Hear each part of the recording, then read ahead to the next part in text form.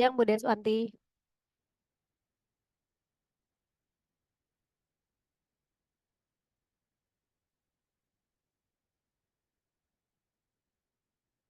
Bu Deswanti, ini peserta sudah bisa kita admit sekarang atau jam berapa, Bu?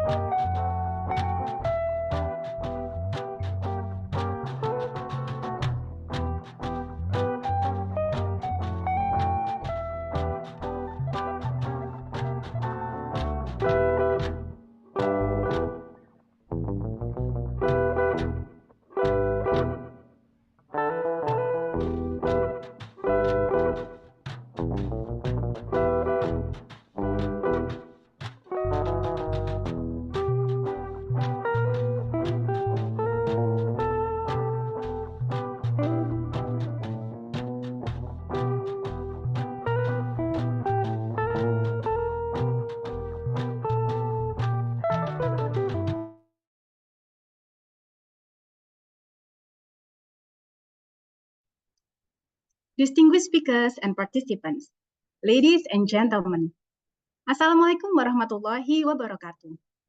Good afternoon, a very warm greeting to each and every one of you. Welcome to the Jakarta Local Program of Joint Regional Seminar, JRS 2024. My name is Larissa Ruchita, the host for this event. On behalf of the organizing committee, it is my absolute pleasure to extend a hearty welcome and our appreciation for your presence today. We are thrilled and honored to witness such enthusiastic participants and highly learned audience gathered to deepen their understanding of this significant topic. Today's seminar on the opportunities and risks for Asian actuaries aims to bring to light diverse aspects associated with this topic, thereby sparking thoughtful discussions and stimulating new ideas. JRS itself is designed to assist actuaries and other professionals to gain insights across the Asia-Pacific markets, as well as to support their continuous professional development CPD requirements. We are fortunate to have with us today some esteemed speakers who are noted figures in our insurance industry. Each one of them brings invaluable expertise and insights that will indeed make our exploration of the seminar topic a fruitful and enriching experience. Ladies and gentlemen, kindly allow us to read the agenda for you. The agenda for today's seminar is as follows.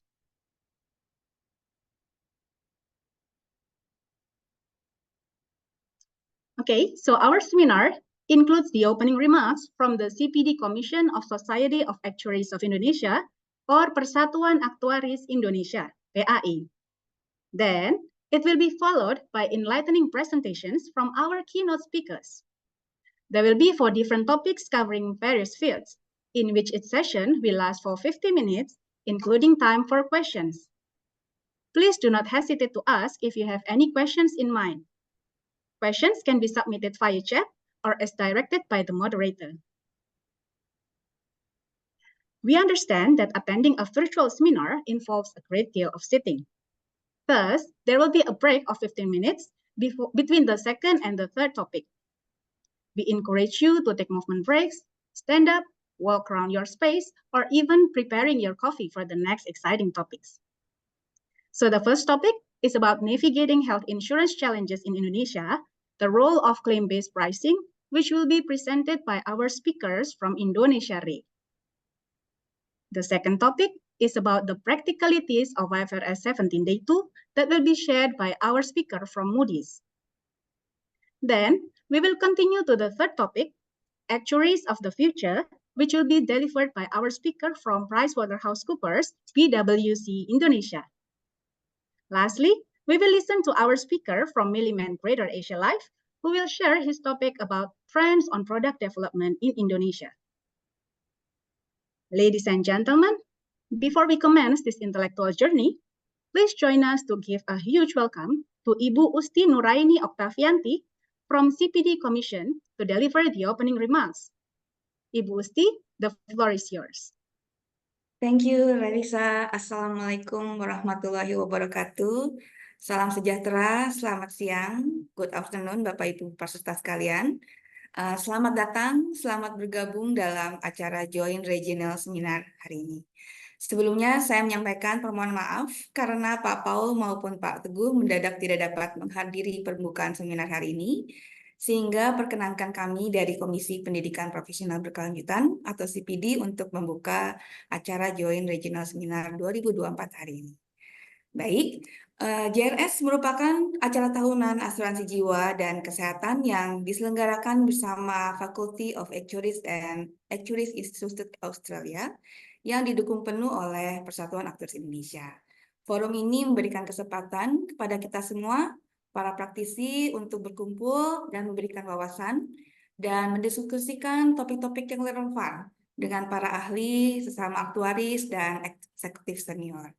Beberapa topik yang dibahas hari ini, sebagaimana Mbak Larissa sudah sebutkan, sangat menarik dan relevan dengan kondisi di Indonesia saat ini. Seperti health insurance, sebagaimana kita tahu semua bahwa individual health product di Indonesia mengalami peningkatan dalam rasio klaim yang cukup tinggi. Dan speaker hari ini dari Indonesia Re memberikan sharing dan insight atas studi mereka untuk kita semua. Kemudian dari sisi product development, di mana kita sadari asuransi jiwa di Indonesia saat ini sedang mengalami transisi dari produk yang didominasi unit link ke produk yang lebih tradisional. Nah, sharing hari ini Pak Oling dapat memberikan insight upcoming trend or design produk yang akan populer ke depan itu seperti apa. Nah, kemudian terkait AI opportunity sendiri, dengan adanya AI, maka muncul risiko yang baru. Nah, Pak Saiful akan berikan insight-nya bagaimana aktuaris memainkan peranan penting dalam mendorong inovasi dan profitabilitas. Topik lainnya yang tak kalah hangat adalah IFRS 17. Miss Aya akan sharing terkait post IFRS 17 yang menjadi challenge untuk kedepannya seperti apa dan bagaimana membuat proses improvement kedepannya. Nah, topik-topik yang disajikan ini kami harapkan dapat bermanfaat semua untuk Bapak Ibu, dan seminar ini bisa turut berkontribusi, mendukung, mengakselerasi, dan memperkuat perkembangan wawasan aktuaris di Indonesia. Nah, selain dari itu, izinkan saya juga menyampaikan, di awal tahun kami sudah melakukan sosialisasi untuk program CPD selama setahun, sehingga rekan-rekan dapat memilih seminar yang dapat disesuaikan dengan waktu Bapak Ibu sekalian. Kami menyediakan 40 SKP total dalam setahun yang kami rasa cukup ya untuk memenuhi kebutuhan SKP Bapak Ibu semua. Dan kami juga sudah launching platform baru kita ActiveView. Jadi izinkan saya juga mengupdate bahwa saat ini sudah dapat diakses dan kami sudah mencatat sekitar 106 orang yang sudah mengakses ActiveView. Semoga menambah manfaat juga bagi Bapak Ibu aktuaris yang di dalamnya ini banyak ribuan video yang terupload dengan macam-macam topik menarik. Dan kami juga mengundang teman-teman lainnya yang belum mengakses untuk bisa ikut bergabung untuk dapat menggunakan fasilitas baru kita ini. Dan tak lupa pasti melunasi iuran anggota terlebih dahulu ya, rekan-rekan.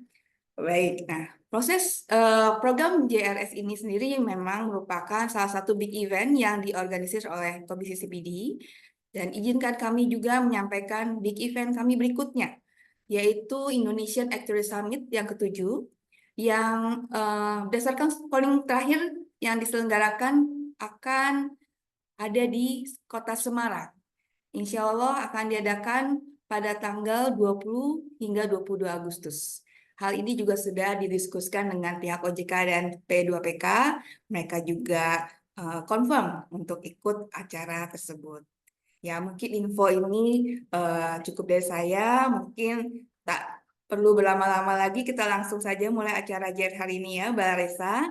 Happy seminar Bapak Ibu semua. Sampai bertemu di Semarang nanti.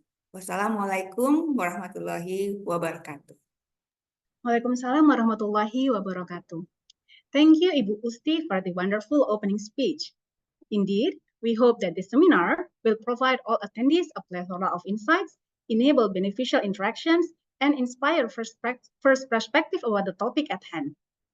Without further delay, let's begin our journey into the intriguing world of the opportunities and risks for Asian actuaries. All presentations and discussions will be facilitated by our moderators. I'm honored to invite my colleague, David Setiawan, our first moderator of the day, to facilitate the first session, Navigating Health Insurance Challenges in Indonesia, the Role of Claim-Based Pricing. David, the spotlight is on you. Terima kasih Kak Larissa atas waktunya. Selamat siang Bapak Ibu semua. Assalamualaikum, Shalom, Om Swastiastu, Namo Buddhaya, Salam Kebajikan untuk kita semua.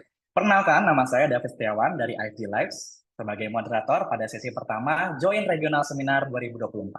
Pada sesi pertama ini, kita akan membahas topik yang sangat menarik, yaitu Navigating Health Insurance Challenges in Indonesia, the Role of Claim-Based Pricing.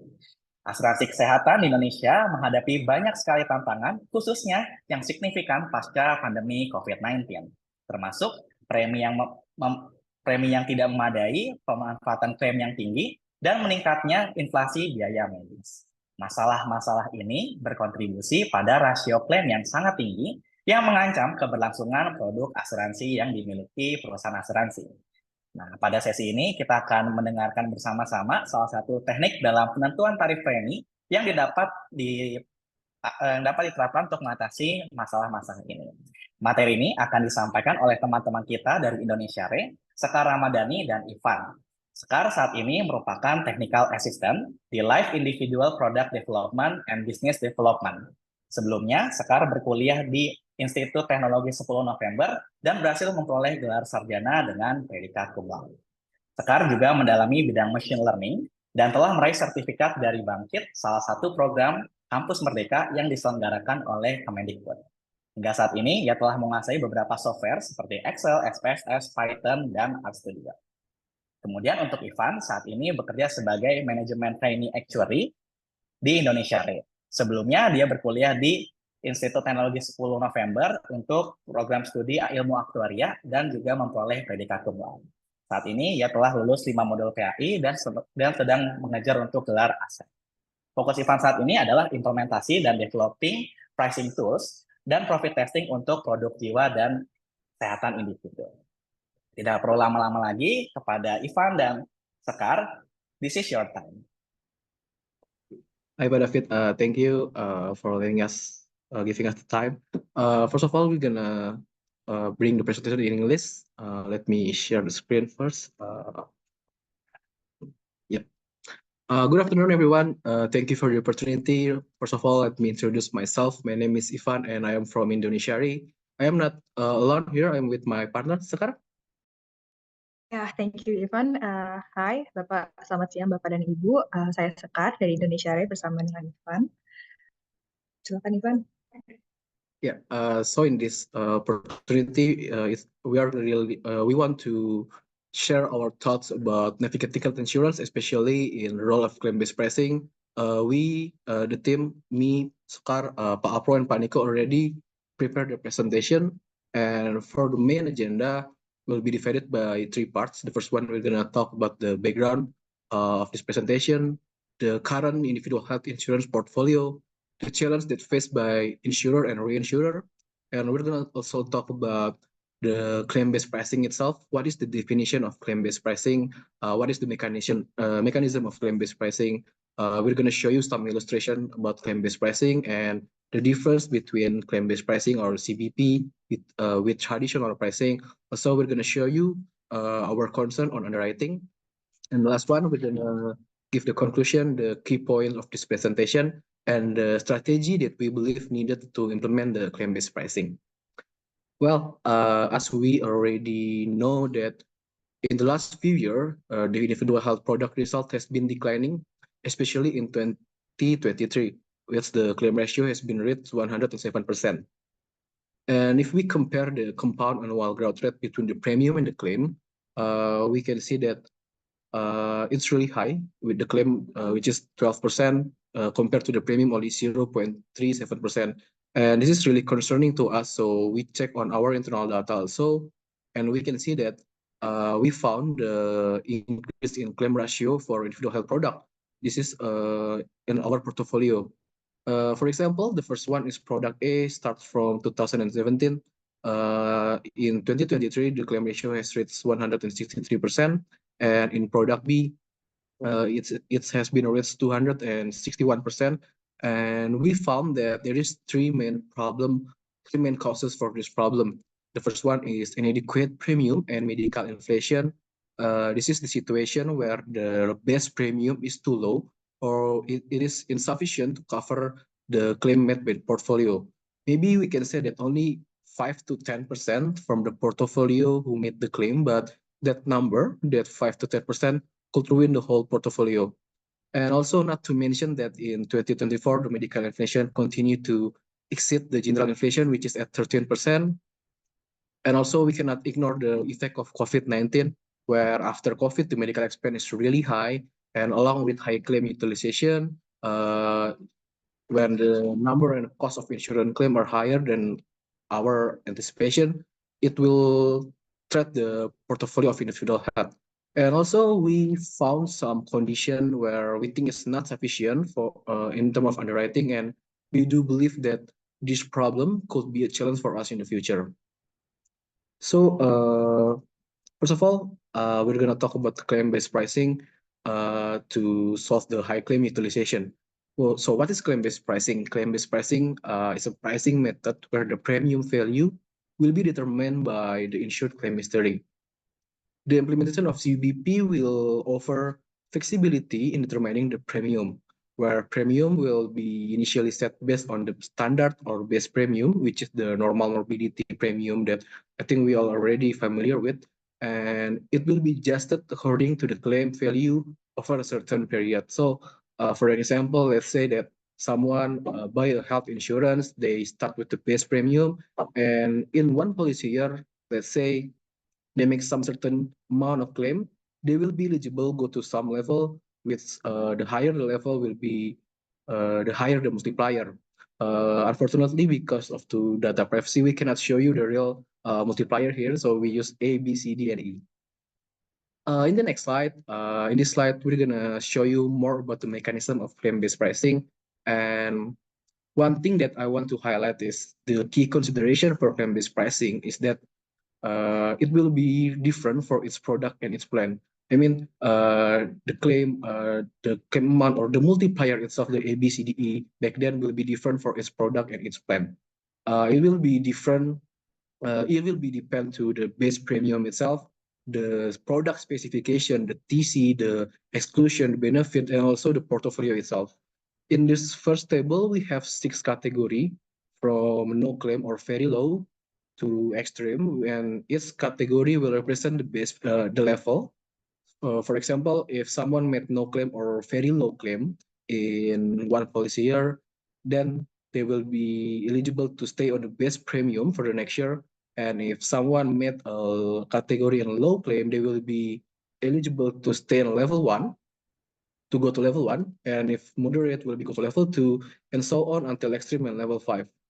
Let's say someone is already on level 5, they will be eligible to go down by 1 level if in one policy year they made no claim. And they will be eligible to go back to the base premium if and only if they made no claim for 2 consecutive years. So what if in the first year they made no claim, but in the second year they made a claim? If that case happen, we will need to calculate the level difference. And for more explanation, I'm going to show you in the next slide. We have some illustration here. The first one is Mr. A, 30 years old. He buy health insurance in 2023 with standard premium for all ages of 1,000. We're gonna use 1,000 in this explanation to simplify the illustration. In the first year, 2023, he is hospitalized with total cost in moderate category. If we see the table right here, moderate is in level 2. So in the next year, he will go to level 2, which is the premium will be 1,000 multiplied by B times.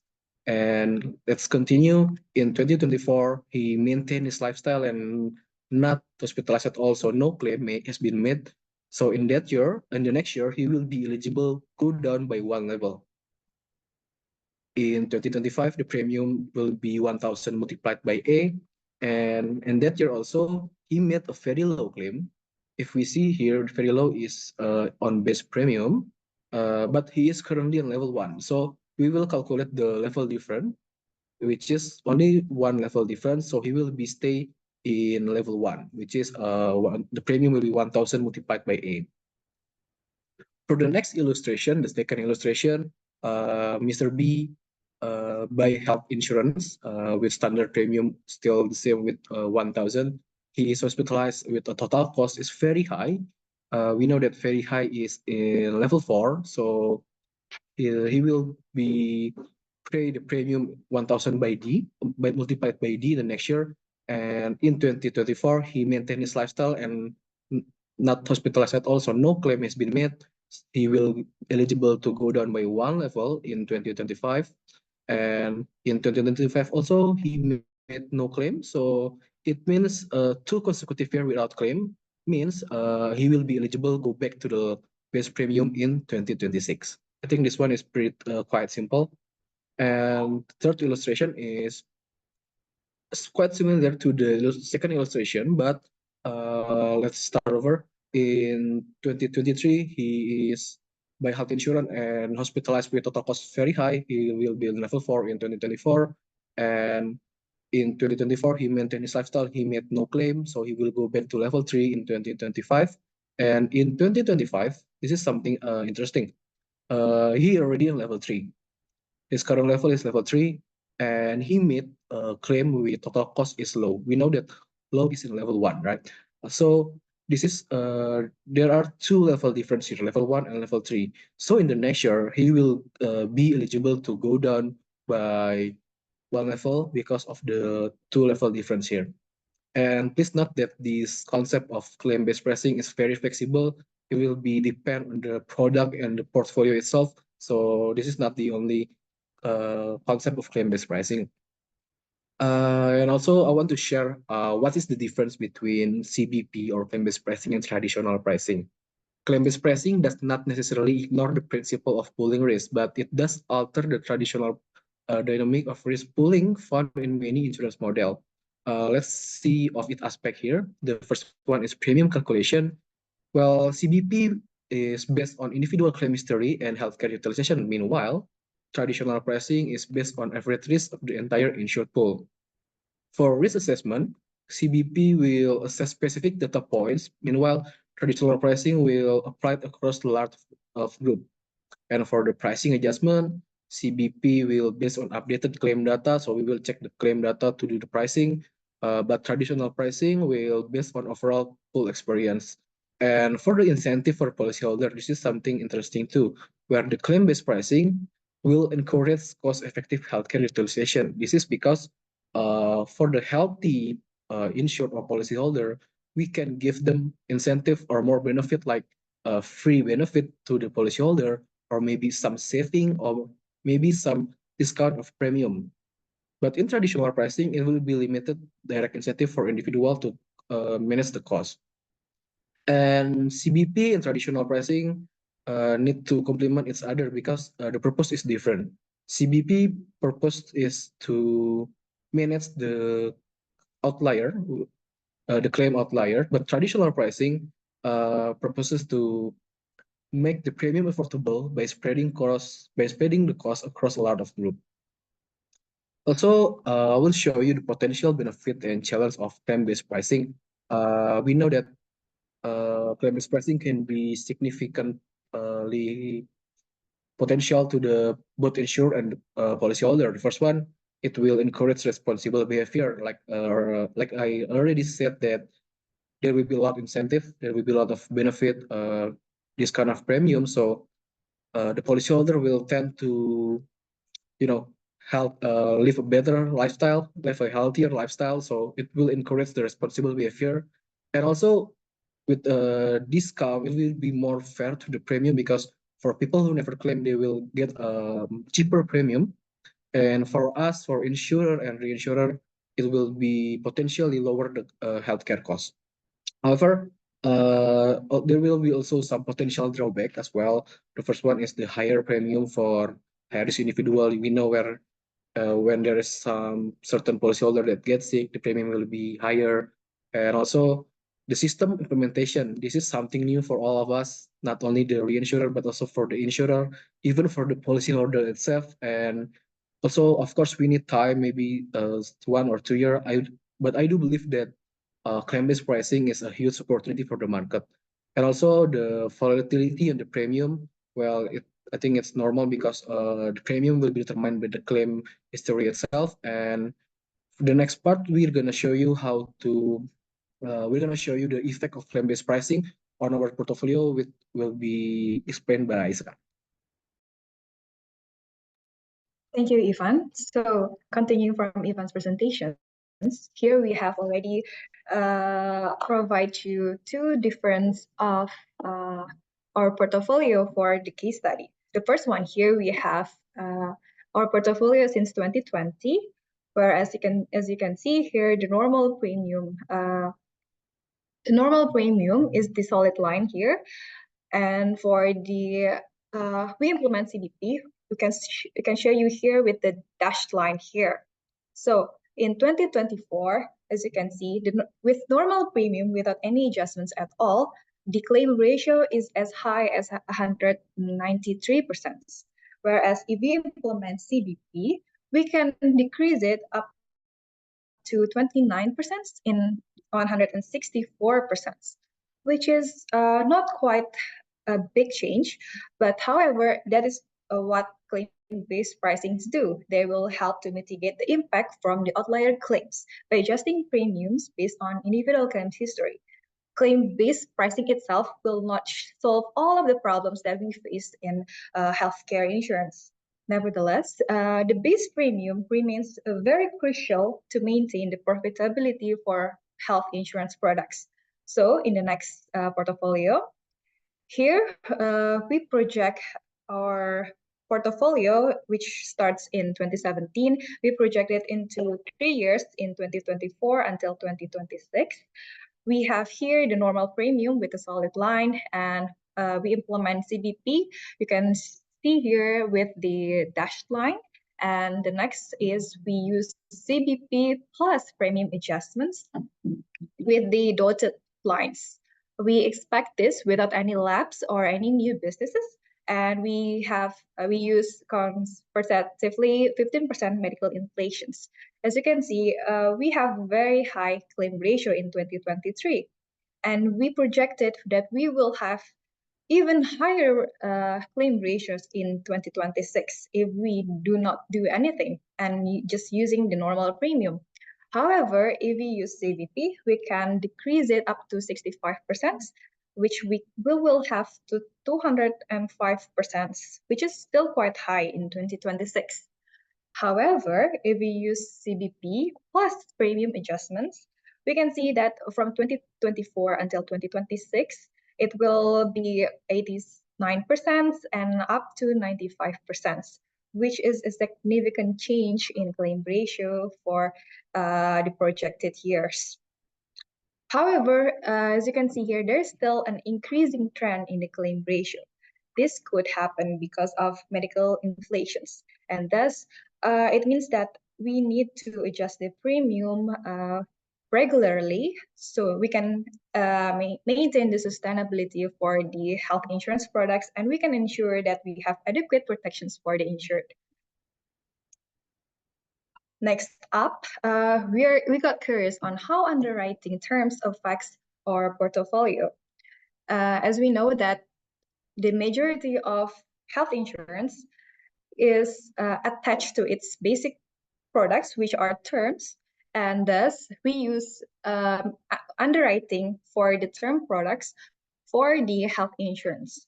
So here we have our data from earlier this year, and we project our data into the most common medical table here from its basic products. However, as you know that medical table for health insurance is very different from term insurance. If you see here, the most commonly used is we have 96% of claims occur on the non-medical underwriting based on its basic products.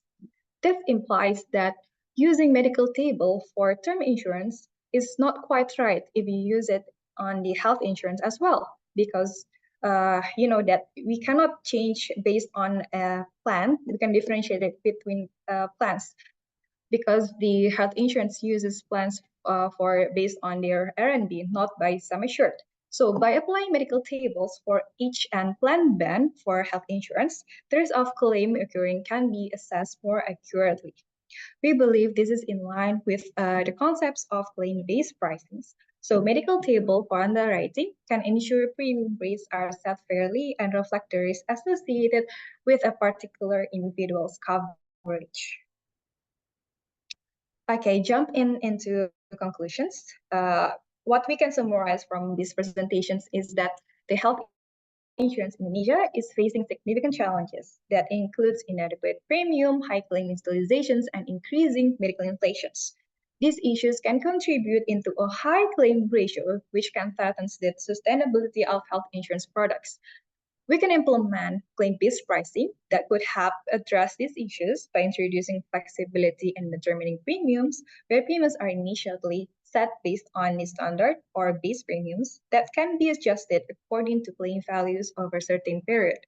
Claim-based pricing offers significant benefits, including we can incentivizing responsible behavior, providing fairer premiums, and also potentially lowering overall healthcare costs. However, careful implementation is also essential to address potential drawbacks such as higher premiums for high-risk individuals, new system implementations, and volatility of the premiums. Thus, to ensure that we can continue the sustainability and the adequacy for the health insurance products, insurers and reinsurers also should adopt adaptive pricing strategies and conduct regular premium reviews. And therefore, we have this strategy for the claim-based pricing, starting with the data collections and management when we gather all the detailed claims data from all policyholders, including the nature or the behavior on frequency and cost of claims. And then we use the collective data that we gather to create the detailed risk profiles. And we can group them into the segments based on their risk profiles. Next up, we do the premium calculations when we establish the base premium for each risk segment. And then we can adjust the base premium up or down based on individual's claims history. And next one is specifically for those of the insureds that does not have any claims within a certain period, they are bound to have the incentive programs where we offer discounts or rewards for engaging in preventive care and also healthy behaviors. And lastly, to conduct annual reviews for each policyholder's claim history, and we can adjust premiums accordingly. So claim-based strategy pricing is basically in this cycle, and we can continue this cycle to have more sustainable health products. And of course, claim-based pricing would accelerate even more to implement by using technological advancement when, as we know that we will build a new system if we want to implement claim-based pricing. So technological advancements will help to accelerate these implementations smoothly if we have much more advanced technological stuffs. And also for the policy and regulatory support, of course, we want to have a fairly regulate market. So policy and regulatory support is very important. And lastly, the industry collaboration is the most important thing, as claim-based pricing would affect several stakeholders within the industry, and thus industry collaborations is essential so we can have a more sustainable products in the market in Indonesia. And thank you so much. We know that you might have any more questions. Please get in touch with us if we cannot answer all of your questions today. We have Pak Niko, Pak Apro, me, myself, Sekar, and also Ivan in Indonesia. That's all from us. Terima kasih. Let's go back to David. Thank you. Thank you very much, Ivan and Sekar, for very interesting presentation. So we already have a question from the first one from Bu Larissa. Izin bertanya ya, CBP ini sangat menarik. Tapi kalau orang-orang yang sehat dan tidak pernah klaim, pada cabut beralih ke produk alternatif seperti CI yang saat ini belum familiar terhadap repricing atau CBP. So leaving the risk pool with orang-orang yang sakit dan tidak bisa pindah ke produk lain, atau karena tidak lulus UE, itu bagaimana ya? Silakan untuk Ivan dan Sekar. Oke, thank you Pak David. Mungkin saya jawab dengan bahasa Indonesia juga ya, karena question is in Indonesia. First of all, kalau soal beralih ke produk alternatif seperti CI, sebenarnya kan agak kurang peer-to-peer, karena kan ini produk health, so akan lebih fair jika dipindah ke produk health. Tetapi terkait dengan living the risk pool dengan orang-orang sakit itu sebenarnya adalah kita perlu melakukan balik lagi sebenarnya repricing, karena tadi ada poin kita tidak bisa menggunakan premi yang tetap, kita harus melakukan regular annual review, sehingga nggak masalah dengan walaupun ada risk orang-orang yang sakit itu, kita tetap bisa memperkecil damage-nya karena kita akan melakukan review premi secara reguler. Kurang lebih seperti itu. Baik, cukup menjawab ya Bu Larissa ya. Oke. Ya, pertanyaan berikutnya ada dari Pak Faisal. What metrics do you usually use on regular premium reviews and premium education? Only LR or is there any other metrics? Silakan. Yep. Thank you, Pak Faisal. First of all, of course, we're gonna based on our experience on the data on the product, because it will be different for its product and its portfolio. We need to know the trend of the claim, the trend of the portfolio, the premium, and also other than based on the data itself, we should compare it to the market experience too. Jadi selain pakai data produknya, kita juga akan compare dengan data yang ada di market terkait dengan produk individual health, seperti itu.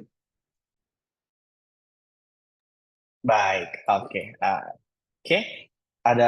Kalau ada pertanyaan lagi silakan ya Pak Faisal. Kalau misalnya ini kita lanjut ke pertanyaan berikutnya. Ada dari Pak Gede.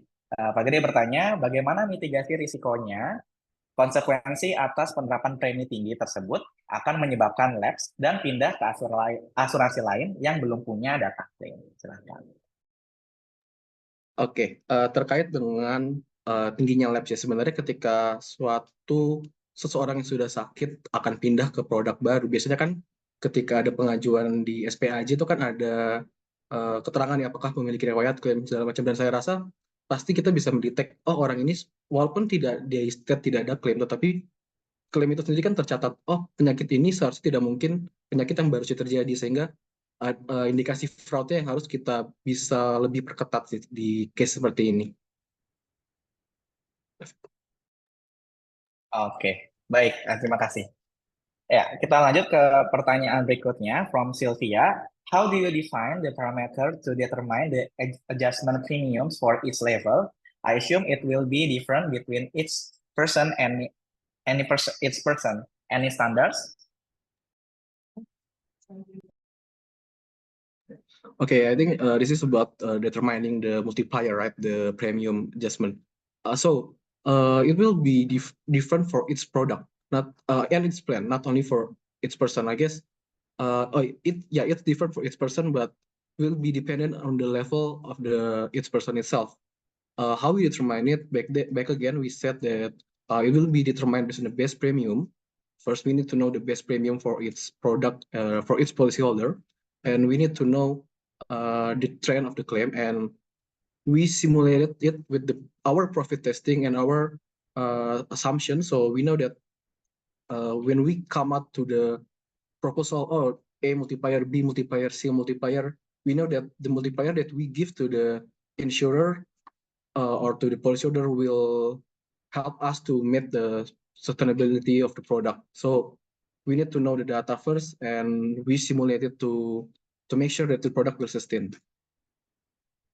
Oke, jadi setiap policy holder punya base masing-masing ya, Pak, maksudnya ya? Yes, betul. Oke. Ya, kita lanjut ke pertanyaan berikutnya dari Bu Hilda Pasaribu. Is there any credibility requirement on data size to implement claim-based pricing?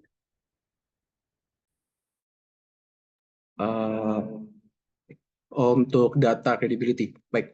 Of course, there is credibility, but I don't really remember the correct amount. But obviously, sometimes we use a lot of data. Luckily, Indonesia really have a lot of data, so I'm really sure we already did the right thing. But I don't really remember the exact number, Pak. Oke, jadi sangat banyak lah pasti ya kalau indoor ya. Oke, baik, thank you Pak. Oke, pertanyaan berikutnya dari Pak Putu. Apakah ketika melakukan adjustment tarif premi, apakah perlu melaporkan ke regulator terlebih dahulu, mengingat tarif ketika produk launching sudah terlapor ya sebelum dijual? Nah, itu bagaimana? Baik. Terkait ini sebenarnya kan kalau kami kan posisinya adalah sebagai reinsurance ya. Jadi yang kami notified adalah dari ceding atau insurer. Ketika setahu saya memang betul kalau ada perubahan premi seharusnya ada pelaporan ke regulator, tetapi kan belum tentu yang dilaporkan dari insurer ke tertanggung akan berubah. Bisa jadi kami hanya menaikkan tetapi di insurer tetap sama tertanggungnya. Mungkin case seperti itu ya, tetapi seharusnya ketika berubah ke tertanggung, setahu saya ada, tapi mungkin bisa dikonfirm juga ya kalau ada tambahan seperti itu. Oke, baik. Jadi seperti repairnya itu dari pihak insurance ya, berarti ya, bukan dari Indori atau Rias ya. Oke, pertanyaan berikutnya dari Pak Agus Setiawan. Adjusted premium up or down based on an individual claim history. Apakah berarti ini hanya cocok diimplementasi untuk produk kesehatan individu? Bagaimana dengan produk kumpulan yang ada plan karyawan aktif dan juga plan pensiunan? Blended risk, risk-nya apakah tidak diperhatikan? Silakan. Ya, terima kasih atas pertanyaannya. Untuk kami di sini hanya berfokus pada plan individu terlebih dahulu, namun untuk produk kesehatan individu juga sebenarnya bisa dilakukan, diimplementasikan ke grup juga. Tapi dalam skop ini yang kami bahas itu baru individu jiwa. Untuk produk kesehatan individu kumpulan,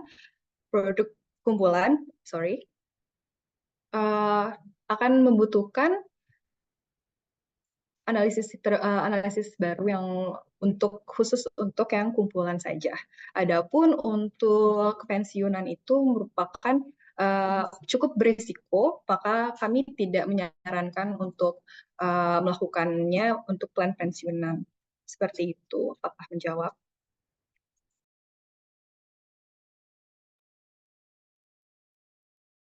Oke, Terima sudah. Oke, kasih, terima. Pak. Iya. Ya, berikutnya ini mungkin bukan pertanyaan kali ya dari Pak Gatot Herianto, ada komen. Good ideas, tetapi sebetulnya yang lebih penting untuk observe adalah besaran biaya medikal yang besarannya merupakan diskresi dari penyedia layanan kesehatan. Yes, bisa saja lebih berpengaruh sebagai penyebab kerugian. Oke. Ya, oke. Thank you Pak Gatot. Ada lagi teman-teman untuk yang ingin bertanya barangkali atau berdiskusi dengan Ivan dan Sekar di sini? Silakan kalau masih ada.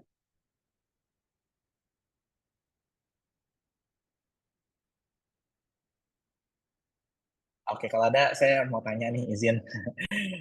Ya, pada slide 13 itu ada regular adjustment ya yang dilakukan. Nah, kalau dari ilustrasinya itu kan secara tahunan ya, Ivan dan Sekar. Tapi tadi juga dibilang kalau bisa jadi setelah klaimnya ini disesuaikan. Nah, mungkin itu lebih bagusnya itu diimplementnya ketika kapan ya? Apakah masih basis kah? Atau sesaat setelah ada klaim yang baru kah? Atau seperti apa? Maaf Pak, slide yang ini ya? Slide yang 13, yang perbandingan antara yang tradisional dengan yang apa CBP, kalau nggak salah. Iya. Oke. Pak, sorry, boleh diulang pertanyaannya? Salah jawab. Ya, untuk regular adjustment yang dilakukan ini tuh dilakukannya biasanya setiap kapan, kayak atau yearly yearly gitu atau monthly bisa, atau sesaat setelah terjadinya klaim nih yang baru gitu ya, langsung dilakukan adjustment.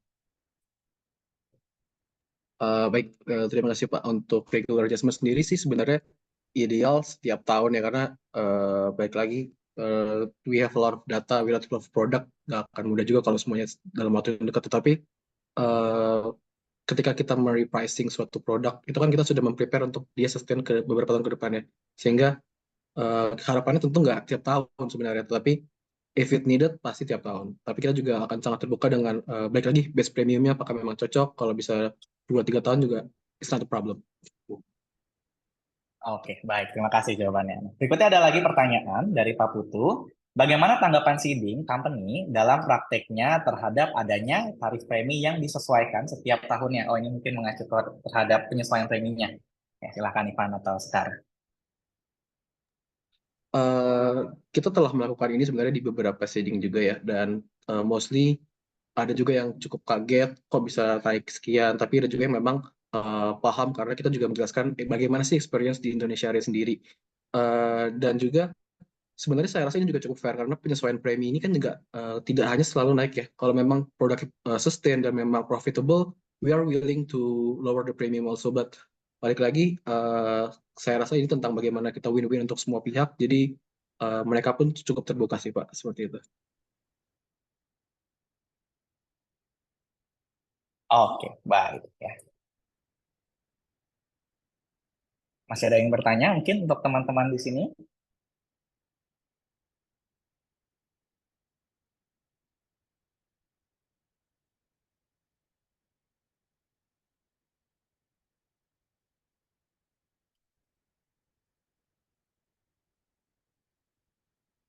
Oke, saya hitung sampai 3 ya. Kalau nggak ada, saya kembalikan kepada MC. Mungkin 1, 2, 3. Oke, terima kasih banyak untuk Ivan dan Sekar sekali lagi ya untuk presentasinya yang sangat menarik mengenai claim-based pricing tadi. Semoga itu juga bisa menjadi wawasan yang baru untuk kita semua dan bisa kita terapkan di company masing-masing.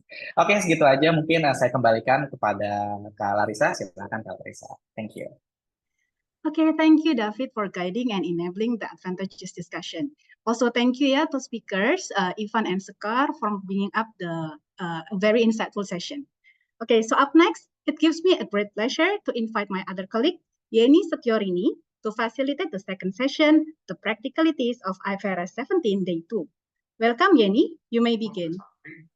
Yeah, thank you, Larissa. Good afternoon, ladies and gentlemen. Welcome to Joint Regional Seminar, and I'm Yeni, and it is my honor to be a moderator for this session on Jakarta Local Program 2024.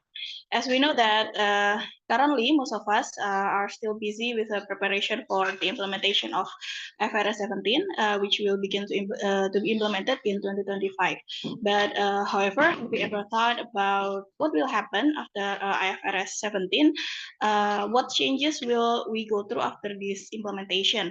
Therefore, in this material, we will be shown about thriving in a post-IFRS 17 world, and it will be delivered by Ms. Aya Seng, the Director of Moody's Analytics.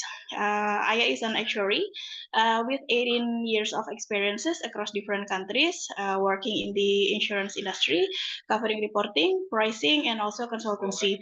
And over the last 5 years, she has been working mainly on IFRS 17 implementation projects. And these experiences in different countries and roles have contributed to her strong senses of appreciation in the intricacies of the linkage between different working teams and also parties. She is currently a director for Moody's Analytics, and where she is the IFRS 17 subject matter expert in supporting clients and also consulting partners across the Asia Pacific region in the implementation of IFRS 17 subledger solutions. And also for this session, I want to inform you that you can ask the question in the end of the presentation by maybe using the feature raise hand in your Zoom application, or simply just type your question in the chat column. And without waiting any longer, ladies and gentlemen, please give a warm welcome to Ms. Aya Seng. Hello, everyone. Thanks a lot for your attendance today. And also, thanks a lot for Yeni for the very in-depth introduction of myself. So without further ado, I would start my presentation. Just a second.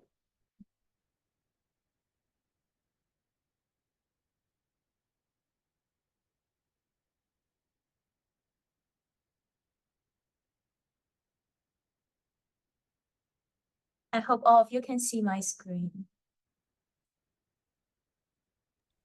Yes, Good. it's already seen. Okay.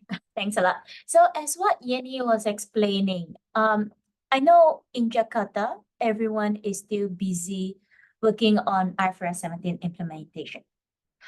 But the thing is, for the rest of the world, they already started or they already finished. It's probably still a bit too early for you to think about what's next, but it's still good to hear about the experiences and what are the other areas that the insurers are looking at now. So many countries have completed their IFRS 17 implementation, and insurers have published their first set of annual accounts, or even their second set, to be truthful. The question here is what's next? There are three areas that are driving the finance and actuarial operation reporting that we've been seeing after insurer who has gone live. First is making the effort or training up to understand and interpret the result of IFRS 17 to both the stakeholders. The thing here is everyone was just struggling to get the numbers out. There's not much time to really delve into the numbers to understand clearly. So to give an idea of what we have seen, I'm going to present about a KPI result that was published in 2022, just as a good reference. The second driver is how do you optimize the investment that you make? Where applicable, even leverage to the full value of your strategic operating model. The thing here is, in my experience of working on IFRS 17 implementation, many insurers ran out of time to actually implement what they want. Everyone started out quite grand, and in the end, everyone is just happy to get through the minimum line. There are times where they use tactical and manual adjustment as well, because they just want to get over the line. So the next step is how do we optimize what we have? Finally, we're going to talk about future of finance transformation and how companies are extending this to a wider process, in particularly financial planning. That is on almost majority of the insurer mind who has launched IFRS 17. So we're going to cover the key challenges that they go through for this ongoing finance transformation.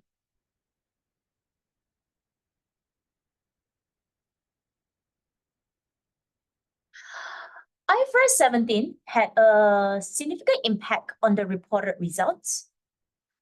There's a need to change the KPI and management information published. You need to retrain your management as well. Business therefore needed to define new measures that better represent their profitability and financial performance under this new reporting guideline. They need to explain these results to investors while trying to maintain consistency across wider market practice. I can say that there's no consensus yet. There are still things that that's quite different among regions and even within the same region in terms of how do you interpret the results, even the accounting methodology for it. I want to spend some time briefly discussing few of the key KPI published by insurer under IFRS 17 around 2022 and highlight some of the key issues and views that we hear from investors and consultants.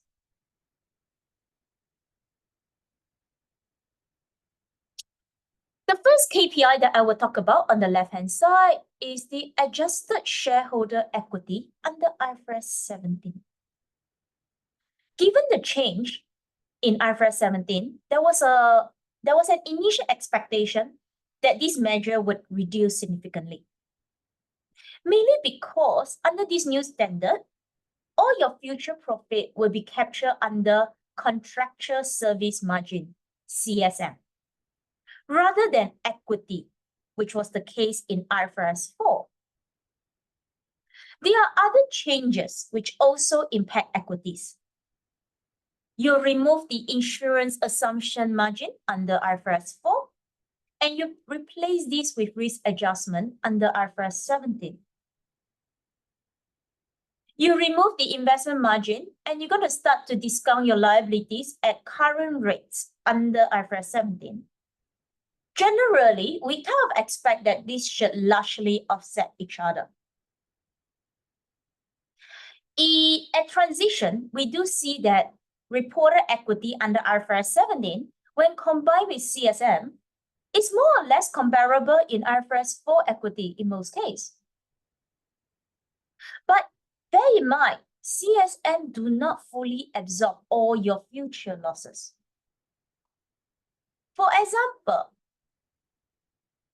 if you know your IFRS 17 well enough, under GMM, the rule do not allow financial risk volatility to impact the CSM. So when you make a financial assumption change, that do not impact the CSM. So it's not considered as the same category fully as equity. From an investor perspective, the general consensus is that only a proportion of this CSM should be considered as equity. And this is reflected in the adjusted shareholder equity. Other metrics that depends on equity, such as return on equity, also include only a portion of CSM in the value of equity. In most cases, we do see about 50%, up to 50% of CSM being included.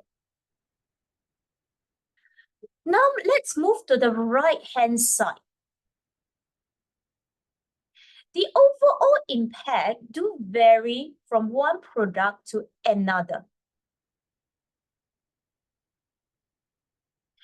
In this graph, we see that the average percentage change in equity on transition from IFRS 4 to IFRS 17 for different types of insurer. Long-term life insurance product, particularly those with annuity business, generally has very large volume of future profit, so they have a large CSM, which means a larger drop in your equity value. Same for Canadian life insurer who has large annuity portfolio. Then you move on to P&C company. We only see a minor impact in the equity. This is because most P&C use PAA approach, which does not have CSM. And it's almost similar to the methodology to current reserving methods. So the overall impact on equity due to IFRS 17 is negligible for them. Then you got European insurer who has mainly profit participation type business, which use VFA approach. VFA approach is different to GMM. This methodology actually allows you to capture the financial risk impact in the CSM. So the overall impact on equity is smaller. And finally, you got reinsurer who have a small increase in equity, mainly from the impact of discounting liability cash flow. Most reinsurer also generally use PAA methodology, which has limited impact on equity. So overall, right, I think the impact of IFRS 17 on equity would vary quite significantly depending on the type of business you write.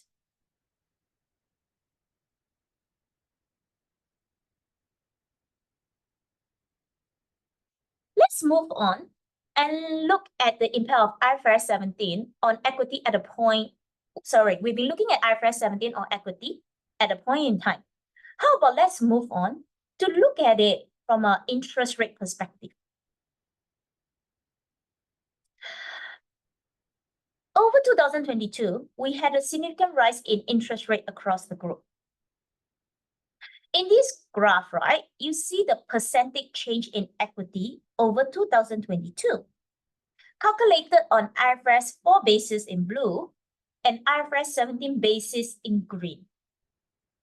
You can clearly see that the impact of interest rate is larger under IFRS 4 than IFRS 17 for the company that we have benchmarked. The main reason is the mismatch in valuing asset and liability under IFRS 4.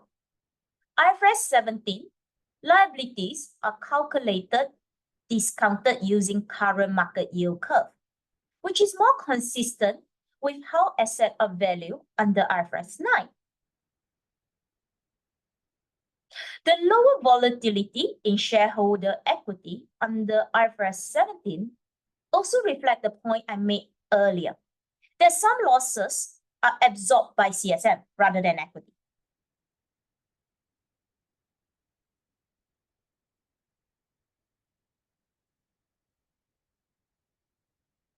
Now let's look at another key metrics for P&C actuaries there. Okay, so let's move on to P&C then. Combined ratio. It's quite a common key disclosure even before IFRS 17 as a measure of underwriting profitability. It's calculated as expense plus claims divided by premium. So if you have 100%, if you have less than 100%, it means you have underwriting profit. We do expect that companies will continue to publish these going forward.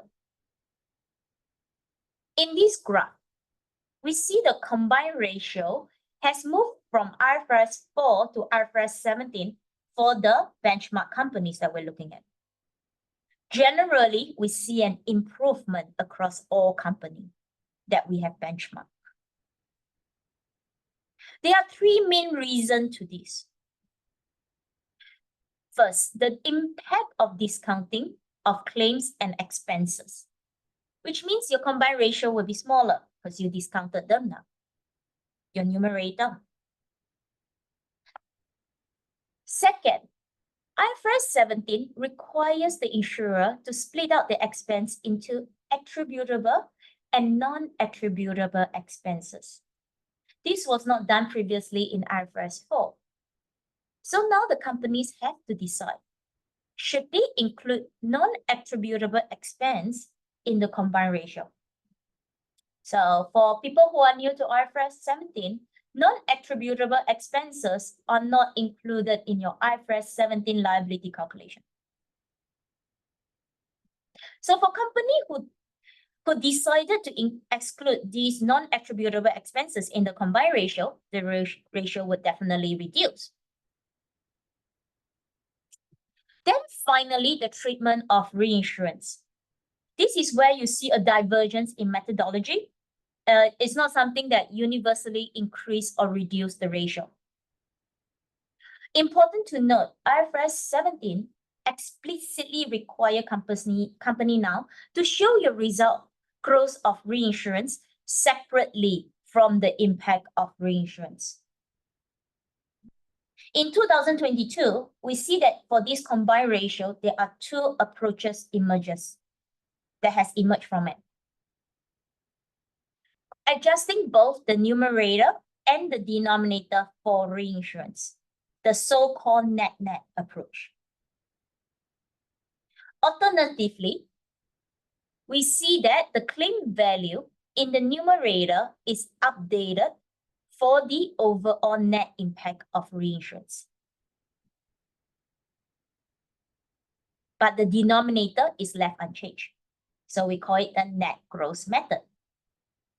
This is where the divergence happened, the divergence. So it's quite ironic, right? IFRS 17 core objective was to increase comparability. But let's hope as people report the number more over time, there's convergence. That's why I say, even after some companies or the world who has gone live, you're still seeing some divergence in how do you read the results or how do you create management key results for review.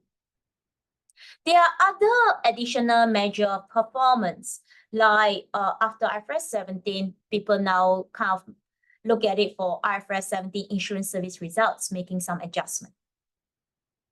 Things like for life company, right, and P&C, if you've been looking at gross written premium, P&C is still like to use gross written premium, but they might also report IFRS 17 revenue. While life companies has slowly, gradually moved to looking at IFRS 17 insurance revenue. We're also starting to see that there's a shift away from value of new business when they look at their measurement.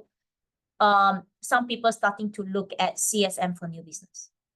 But then there's still a lot of debate on how do you treat loss component then.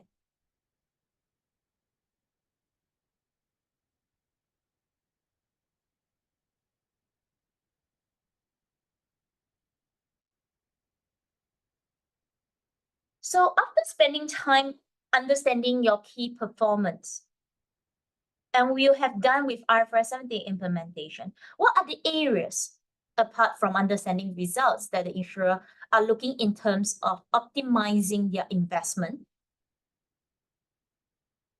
into that they have put into the IFRS 17 financial reporting process, the new one that they built?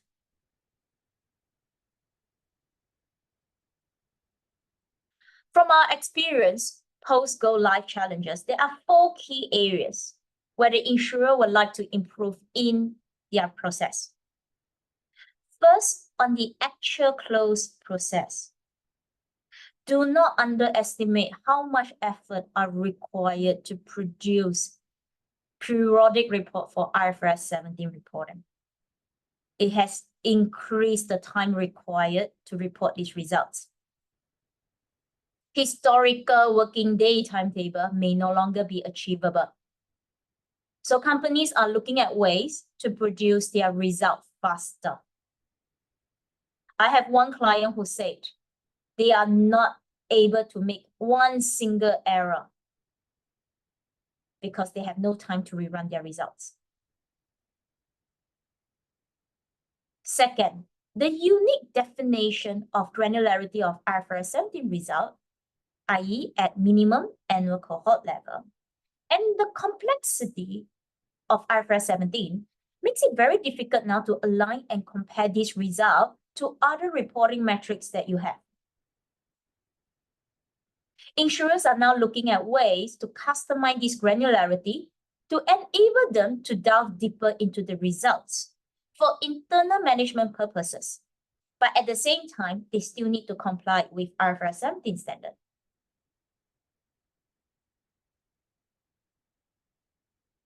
The complexity of the calculation and the fact that these processes are all newly developed.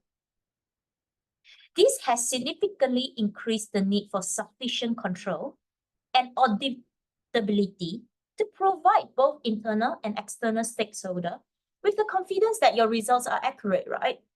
These are all brand new. And finally, historical complex issues such as consolidation have become even more complex. So insurers are always looking for innovative ways to solve these issues.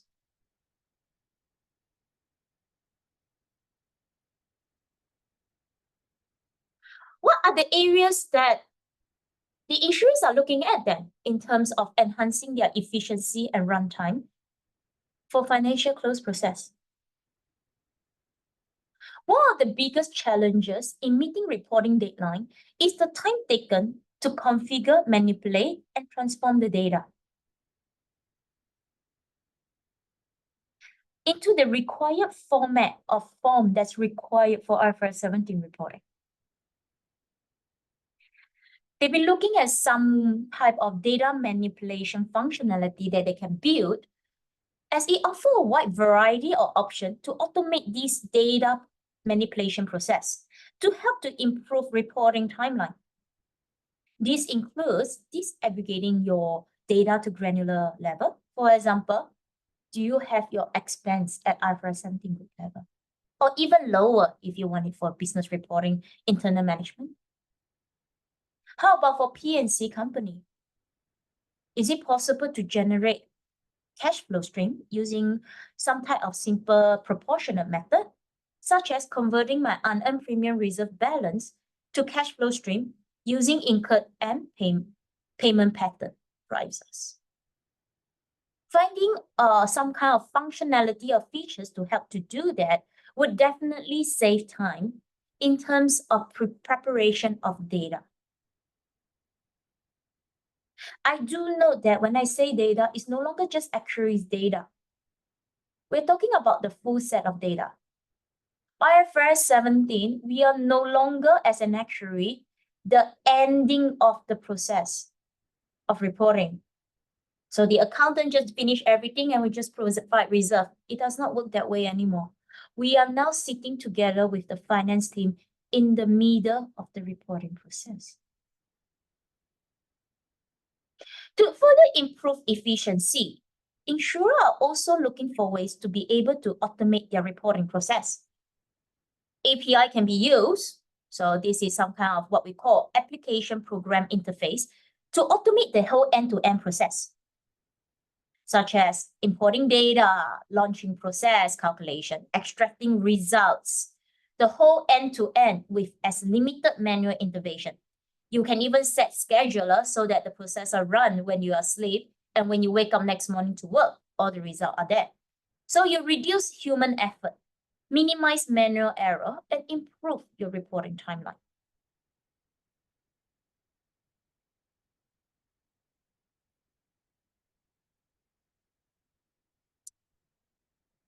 How about control and audits?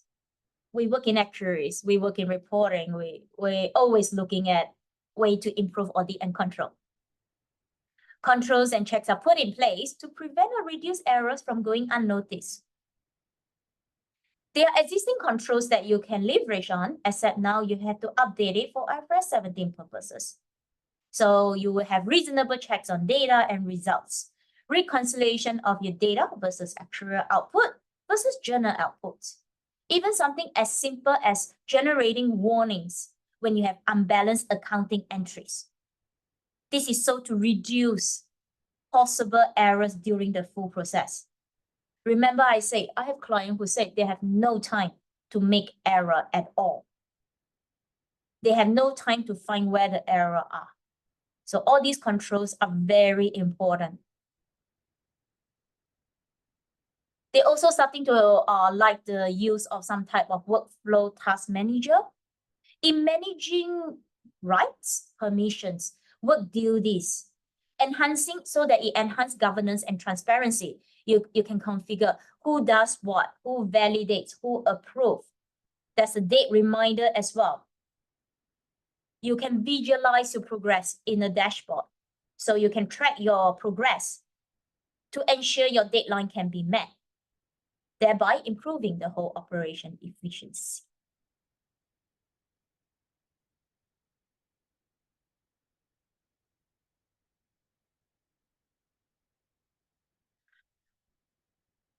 Granularity of results.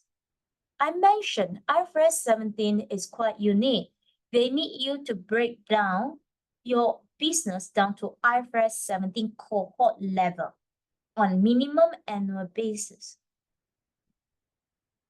We have seen a demand for IFRS 17 result to be produced at level even more granular than this IFRS 17 group level. To do this, we commonly refer this to subgroup level calculation. Why? Because IFRS 17 do not have a concept called subgroup level. Calculation is done at group level. These subgroup level calculations are mainly needed for management reporting and sometimes even statutory or local reporting requirement. There's a debate on how these are calculated as well. Consistent with IFRS 17 subgroup reporting requirement, finding ways to break down your result further, insurers are also looking at ways to break down all their cash flow into different custom dimensions to provide more information on their business. For example, by reinsurer, by different cash flow stream type, like present value of income, present value of different type of claims and expenses, by distribution channel, a common one that I hear a lot. All these granularities that are demanded is because it provides business insight into the business and can be useful in decision-making process. You don't run your result purely at IFRS 17 group level. That's why they're looking at way to understand their IFRS 17 result better.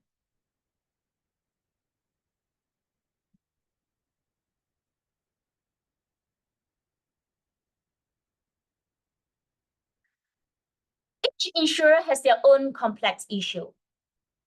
Two examples illustrated here are the common one that I have experienced: consolidation reporting and currency conversion. If you have a global company, what do you use for consolidation reporting? Outward or look-through method? Do you have dual CSM issue? What is the best way to handle intra-group elimination? Will this involve a lot of manual reversion of your journals? And who's responsible for each section of the reporting? Global, regional, local? If you do manual reversion of journal entries, does it take up significant time? Is there a way you can automate it? How about currency conversion? What is the best method in terms of capturing the FX impact due to conversion of transactional to functional to presentational currency? Same thing, these are all highly debatable. In fact, even FX rate calculation, I believe only really further discussed up to 2022, and there's still no consensus on how it's done. How about how granular what exchange rate to use? How granular it would be? Average, spot rate, or some who even wants to do daily, which further complicates your data and calculation. Do you really need to go down to daily FX?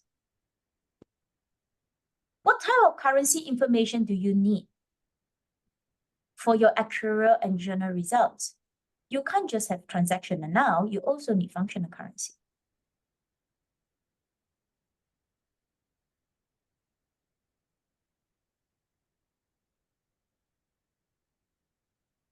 With this said, right, then this move on to the flow-on impact to a wider finance transformation due to IFRS 17.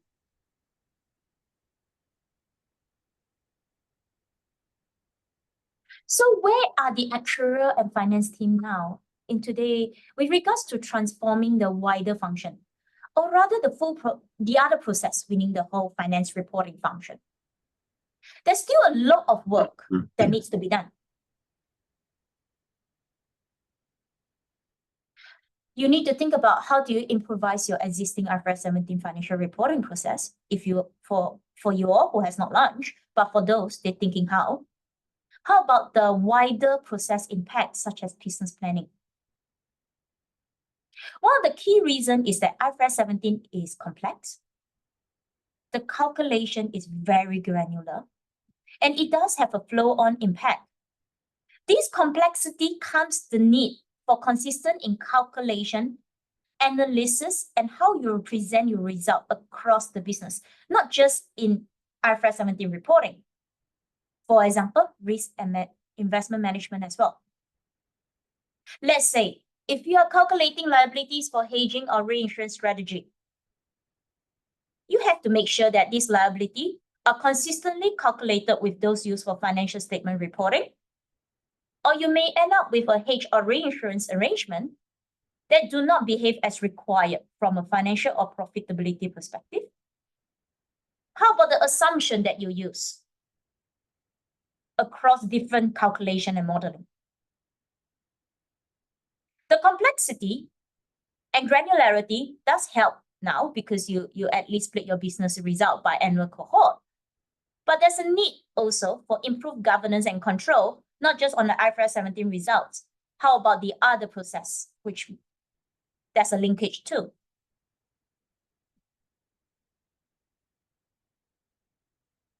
We're also looking at ways to speed out the whole process. It's not just IFRS 17. This is something that all insurers have been working on. How can we make the whole process more efficient so that my actuaries and finance people can focus on analysis and manual work? This is when more and more companies are looking at ways to leverage newer technologies such as cloud infrastructure, computing power that can be delivered by SaaS solution, or the one that I just discussed, API, to run the full process. All these principles, right? Basically, if you think of it, there is one immediate process that covers all, from the data, reporting, analysis to decision making. Financial planning process.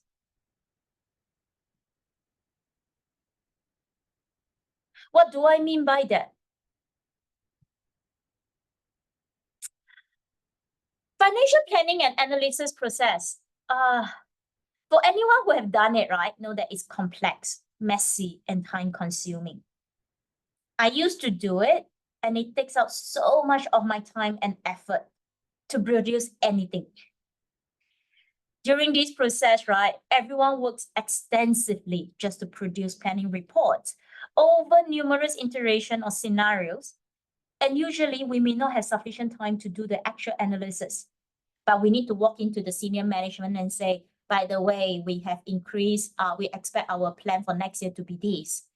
And when they ask us more, we may not have sufficient information to provide, right? And you stress out on that and you go back and you rerun the whole thing because the senior management don't like the number they see. So it's a very complex, time-consuming process. To start, let's consider input on the bottom bit. For the planning, right, you need to know where the business is going or where you want to go. This means you need to know the run-off of your existing business under what assumption? What about your new business strategy? You need to know the risk appetite and the risk mitigation strategy to ensure that what you have are winning your expectation or the management expectation. How about the business objective? It's always a moving target, to be truthful. Then you got investment strategy, reinsurance strategy. And you have all these different scenarios to run. So these are just preparation of data and input. Then you reach the next bit, the actual modeling. You have to model the non-insurance projection, the asset or return projection, the expense projection, capital projection, reserve projection. How do you ensure that all the inputs are used consistently? For example, are your asset projection using yield curve consistent with your reserve projection or your capital projection? Remember, the inputs are moving. I do note that modeling should not be the biggest challenge because usually all insurers have a well-established modeling system in place. The biggest challenge is the top part that we are seeing here, the aggregation of all the different components. How do you ensure you can aggregate everything in a coherent way? Generally, there's no readily available solution to do this work. In my old days, I use Excel. I still hear it's Excel. Or sometimes access database. There may be others, but these are the most common one, Excel or access database. What we do is we develop this large complex spreadsheet or database to link up everything. This offers flexibility to adjust my result, right, as my source change. But it also means the process is very manual. I have to manually change one thing, rerun everything, recheck everything. And in many cases, right, due to the size of the data, all these numerous linked spreadsheet models to collect the data, we are finding it quite hard to project P&L and balance sheet over different time periods because it's just too huge. So we need to project your P&L, your balance sheet, different time period, normally 3 sometimes even 5 years, then you have to do your main budget business plan together and you have to calculate the KPI. Then last bit, you have to do different scenario. How can you control the full process? It's very difficult when you have a major change to the data source or even the underlying planning methodology. You may not even be linking up your spreadsheet correctly. And if you need to create multiple scenarios, right, you start to copy and paste multiple spreadsheets, which means you risk the chance of corruption. There are also other common issues, right? If you work for global, how do you consolidate and aggregate the result as well from different business? If each of them has their own unique planning system or provide it in a different way, how do you compare results if their format is different? I do know that when I was using Excel spreadsheet, unless I'm the only one who's doing it, even for when I'm the only one who's doing it, how do you track all the changes?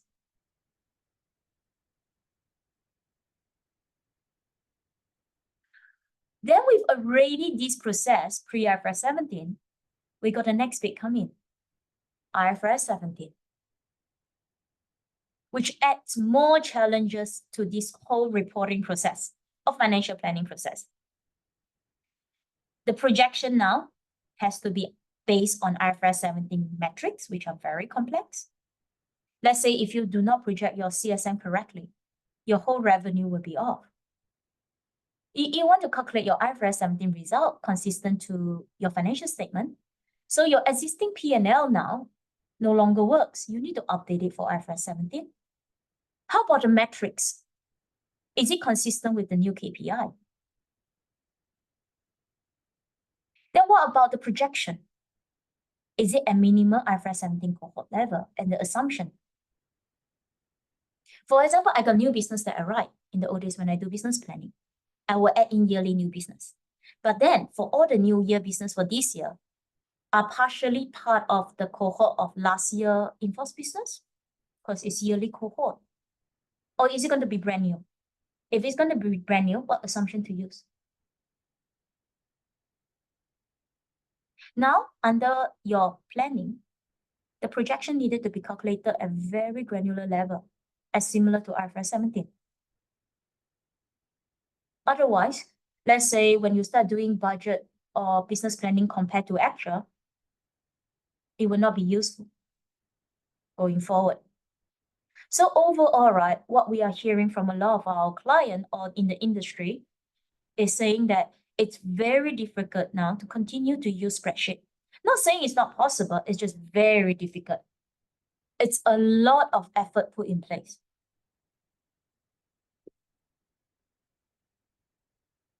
With this said, right, we've been hearing a lot of our clients with this concern, to be truthfully. They come to us and say, we need something. So all these concerns that I was discussing, and they come to us and say, okay, can you extend your our investment in your subledger so that you can provide us with a financial forecast, giving all the concern that we say. With that, that's why we launched this financial forecast module just for our existing IFRS 17 user, using feedback that we get from them on what they want. So the feedback is they want something to replace the multiple spreadsheet planning models. Be good if they can leverage the cloud technology to scale your stock, to scale the storage and improve the computing power. They want it to be an extension to the existing solution. So to ensure that their projection for planning is consistent with what they're going to report for IFRS 17. That's what we have built. It should also allow the projection data to be imported for asset and investment and even capital projection for the full business. So ultimately, you'll probably be wanting to look for something similar to going forward, some type of solution that could do that. Like a solution system that can support you to do 5 to 10 years business planning. I'm just using my solution as an example since that's what I know. So you support like 5 to 10 years business planning, or even 1 to 2 years budget forecast. You should be able to configure your own reporting frequency You should be able to do actual versus budget analysis report. You should be able to run multiple iterations of result when needs to, and you can layer on your base project and do analysis. What you want in the end is some way going forward, you can build your own, as I heard some big company who has the resource and start building their own. But ultimately, what a lot of my clients are looking for is an ability to say, okay, what is my base projection? Using a snapshot. So they can see all the key IFRS 17 metrics in one go. If they want, they can compare different scenarios in using the key metrics they want, like a high-level comparison. And if they want to delve deeper, they can see of it in terms of different scenario by the IFRS 17 results. And most importantly, there's also control to see what has happened, who has done what, and what information.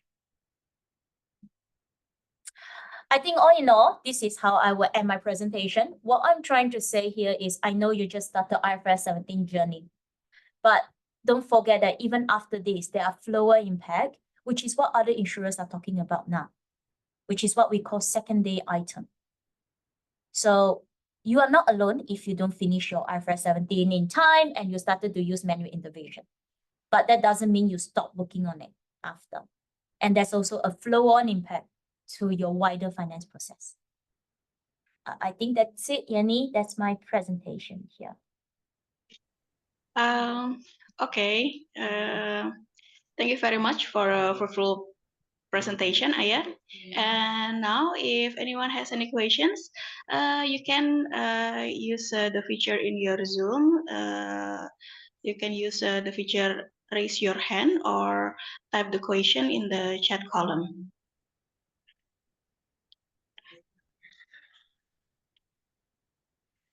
Okay, Ayah, we have one question from Pak Joko.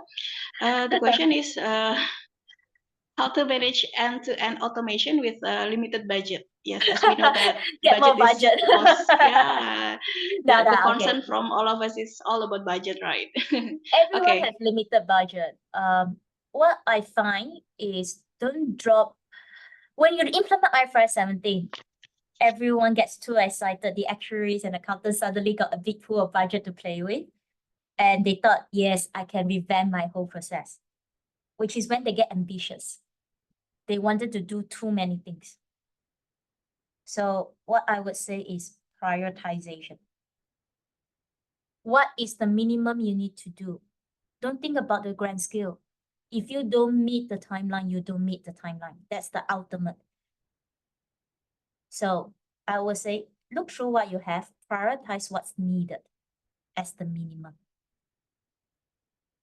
Use that to your budget and see how you can expand further. I have clients who spend so much time to go down to even that few percentage difference, not few percent, 0.001 cent or 0.01% difference, and they freak out, right? And they start to understand line by line, but all these are effort and time and resource. Do you really want to engage your consultant to do that? So I would say prioritize. Build as many things as you can that will help to improve your efficiency and make use of technology. Okay, so the key is to prioritize your expectation also. Yeah. Okay. Yes. And for the other questions, maybe. Okay.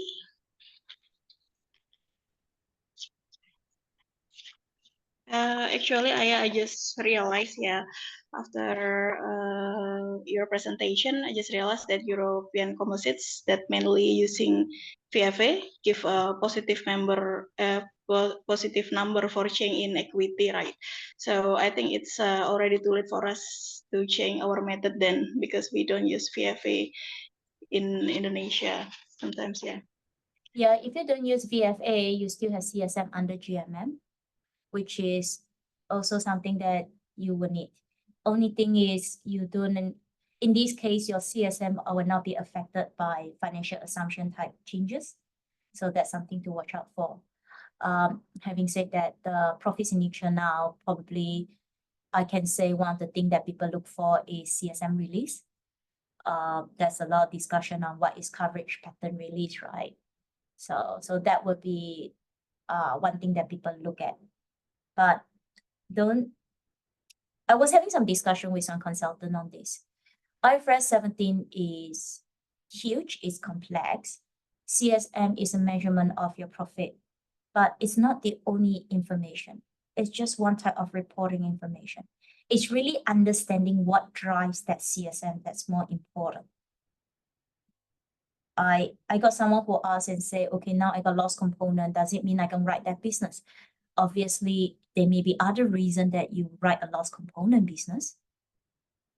It just gives you more information because in the old days, you probably are diversified and you don't see this loss component clearly. So you can make it's using the number to your advantage for management purposes and make a decision. Do I want to write a loss component business now? And what's the reason that do it? Understand the number that's behind it, which I think is something a lot of people are working on because a lot of people are just following the standard. That's when the time allowed.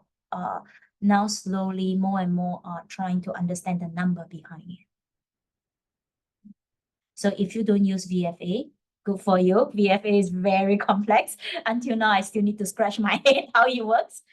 But just watch out that for GMM side, that means that if you still remember the shareholder equity that I say, right, your CSM does not have that volatility impact to absorb it.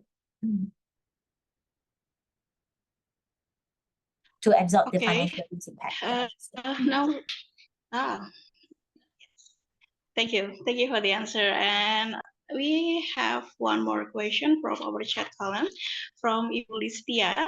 And she's asking, how do we measure the profit signature? It means that profit pattern under IFRS 17 framework. Is it via the CSM release or any other appropriate approach?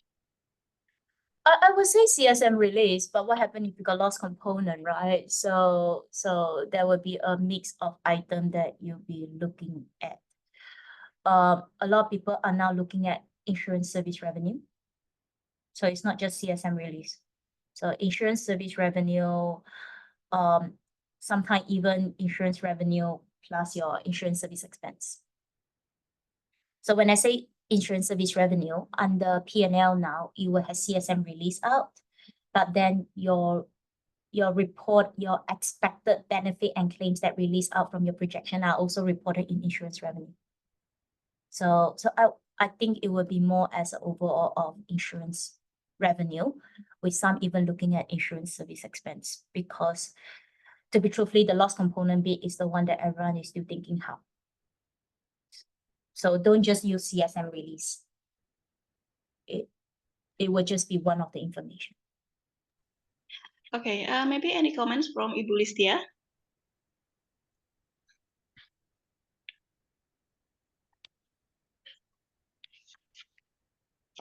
Okay, if there is.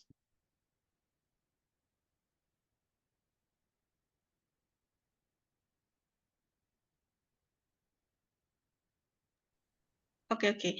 For the next questions, yes, there is still no question from the chat column. So, I just wondering, maybe it's almost the same question from Pak Joko that were previously. Actually, I have a question about how can insurance or reinsurance companies effectively leverage technological advancements and data management strategies to thrive in a post IFRS 17 world? I mean, not all of the company has the same resources. Or do you have any experiences about maintaining the company that has limited resources? Yeah, that's when you need to use technology. I actually have one client who's quite small, but they actually are very efficient in IFRS 17 reporting process.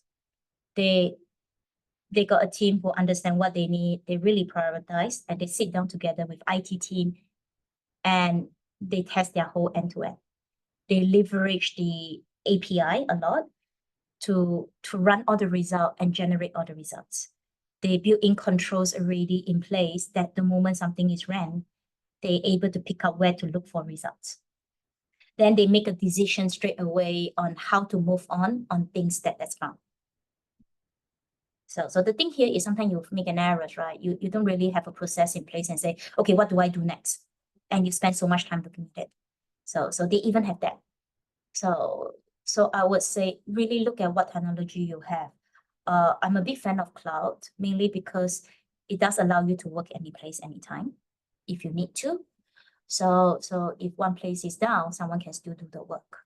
Then you'll be able to expand, reduce depending on your data need. So I'm a big fan on the SaaS approach. Then on the other side is what are the process that you can put in place to automate the full thing. Okay, you will test out your operating model of, okay, I already got a set data, how do I run it and come out, and where's my control check to say where are the errors. And all this should be produced immediately for you, and someone can review it immediately. Not so sure if I fully understand that, but I would say that I'm a big fan of SaaS that allow you to expand and not. Then on the other side is really look at your full process and finding where you can automate, such as API, to reduce manual intervention. The last thing you want is an actuary to sit down and generate 10 reports and download 10 reports when you can use, say, API to download 10 reports in 1 minute. Okay, thank you for the answer. And we have another question from our chat column. It is from Ibu Listia again. And the question is, another question for transition approach FVA. Is it correct FVA generally produce lower CSM than FRA and MRA? And also an input how to optimize the CSM in case we have data limitation, such as the transition must apply FVA. Oh, this is a hard one. I'm not so sure whether fair value will be lower, right? Because it's subjective. It's just how you convince your auditor. I don't want to say you have more ground to play around it when it's fair value, to be truthfully. Having said that, right, per experience, in APAC and Hong Kong region that has gone live, they generally has opted for fair value. Then for insurer with Solvency II background, such as a bigger one, I shall not name the name, they do use higher percentage of modified. So people with Solvency II generally has used modified. This actually makes it hard to compare the CSM. Okay, exactly who's higher, I don't have the data, to be truthful. But I do know that in Asia, fair value is the one that most has opted for. Another one that really affected the comparison is the confidence interval for your risk adjustment. Okay, so some companies started off being too stringent. They set like 90% confidence interval. I do know that it seems that from data that we collected, it's about 70 to 75. Okay, so it's not just using the approach. It's hard to say which one gives more because ultimately it's how you convince your auditor. At least from data, I don't have any information, but I do know that in Asia we use fair value more. It does makes it hard to compare, and yeah. How do you optimize CSM? How do you, I don't know actually. I never thought of that way. It's just still the same. You look at your data, because even if you do modify, it's still up to you to subject to your assumption change, right? Let's say if you do modify and you set as I say, the confidence interval of 70% compared to someone who went stringent and did 90%. So it doesn't mean modified don't give you a higher fair value. Give you a lower CSM. Yeah. you shouldn't think of optimizing CSM. I think that's the way I say it. Yeah. But although probably that's what senior management will ask you to do. Yeah. I'm not so sure I give you a straight answer. In short, I don't think I have the data to say what is straight and what's not. Because ultimately, if you set a fair value and you set a very high CSM, can you convince your auditor then? That's the thing. Okay, is there any comment from Ibu Listia for Aya answer?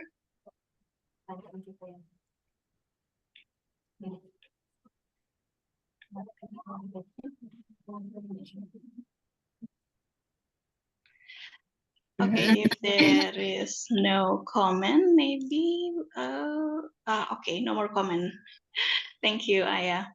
And maybe another question, it's from me, yeah. As your presentation mentioned that IFRS is so powerful that can optimize almost all of the business process. However, of all of these advantages, maybe can you explain or give us some examples of the weaknesses or flaws from the IFRS 17, if any? I don't think IFRS 17 improved the full process. IFRS 17 just make you to look at your process. That's the thing. It's costly. That's the disadvantage. But it makes you to start to think exactly, is my existing process still suitable? So maybe that's how you should think of it that way. It also forces you to look at your result better in a different way.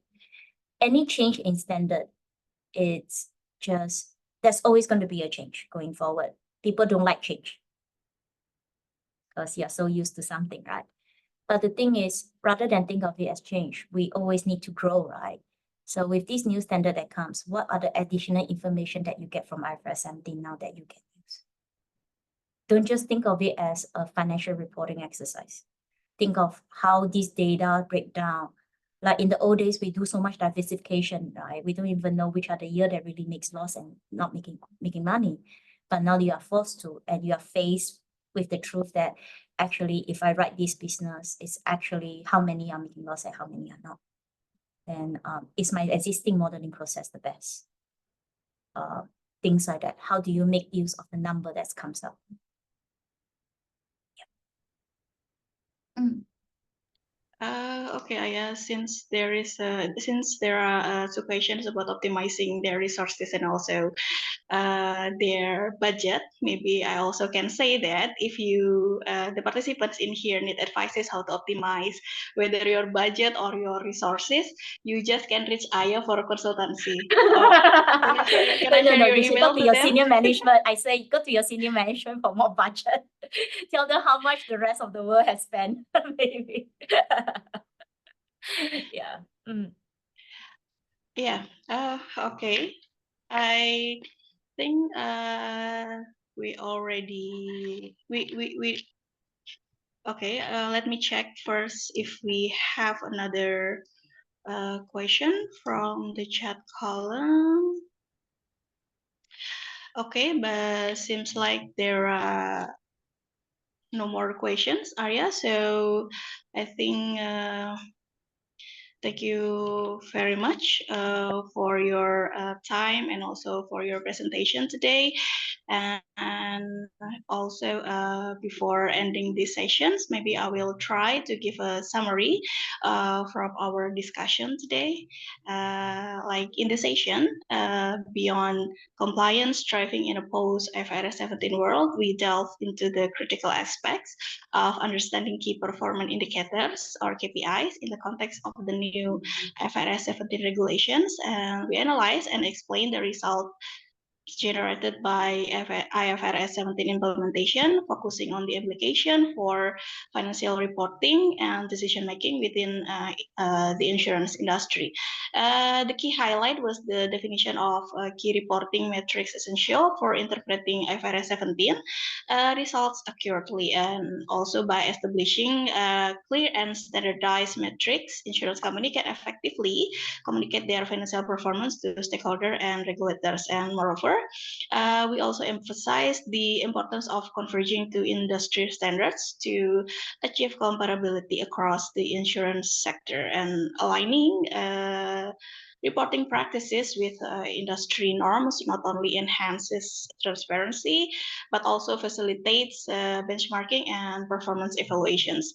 Overall, these sessions underscore the significance of adopting a comprehensive approach to IFRS 17 implementation and encompassing KPI understanding, result analysis, metric definition, and alignment with the industry standards to thrive in the post-IFRS 17 landscape.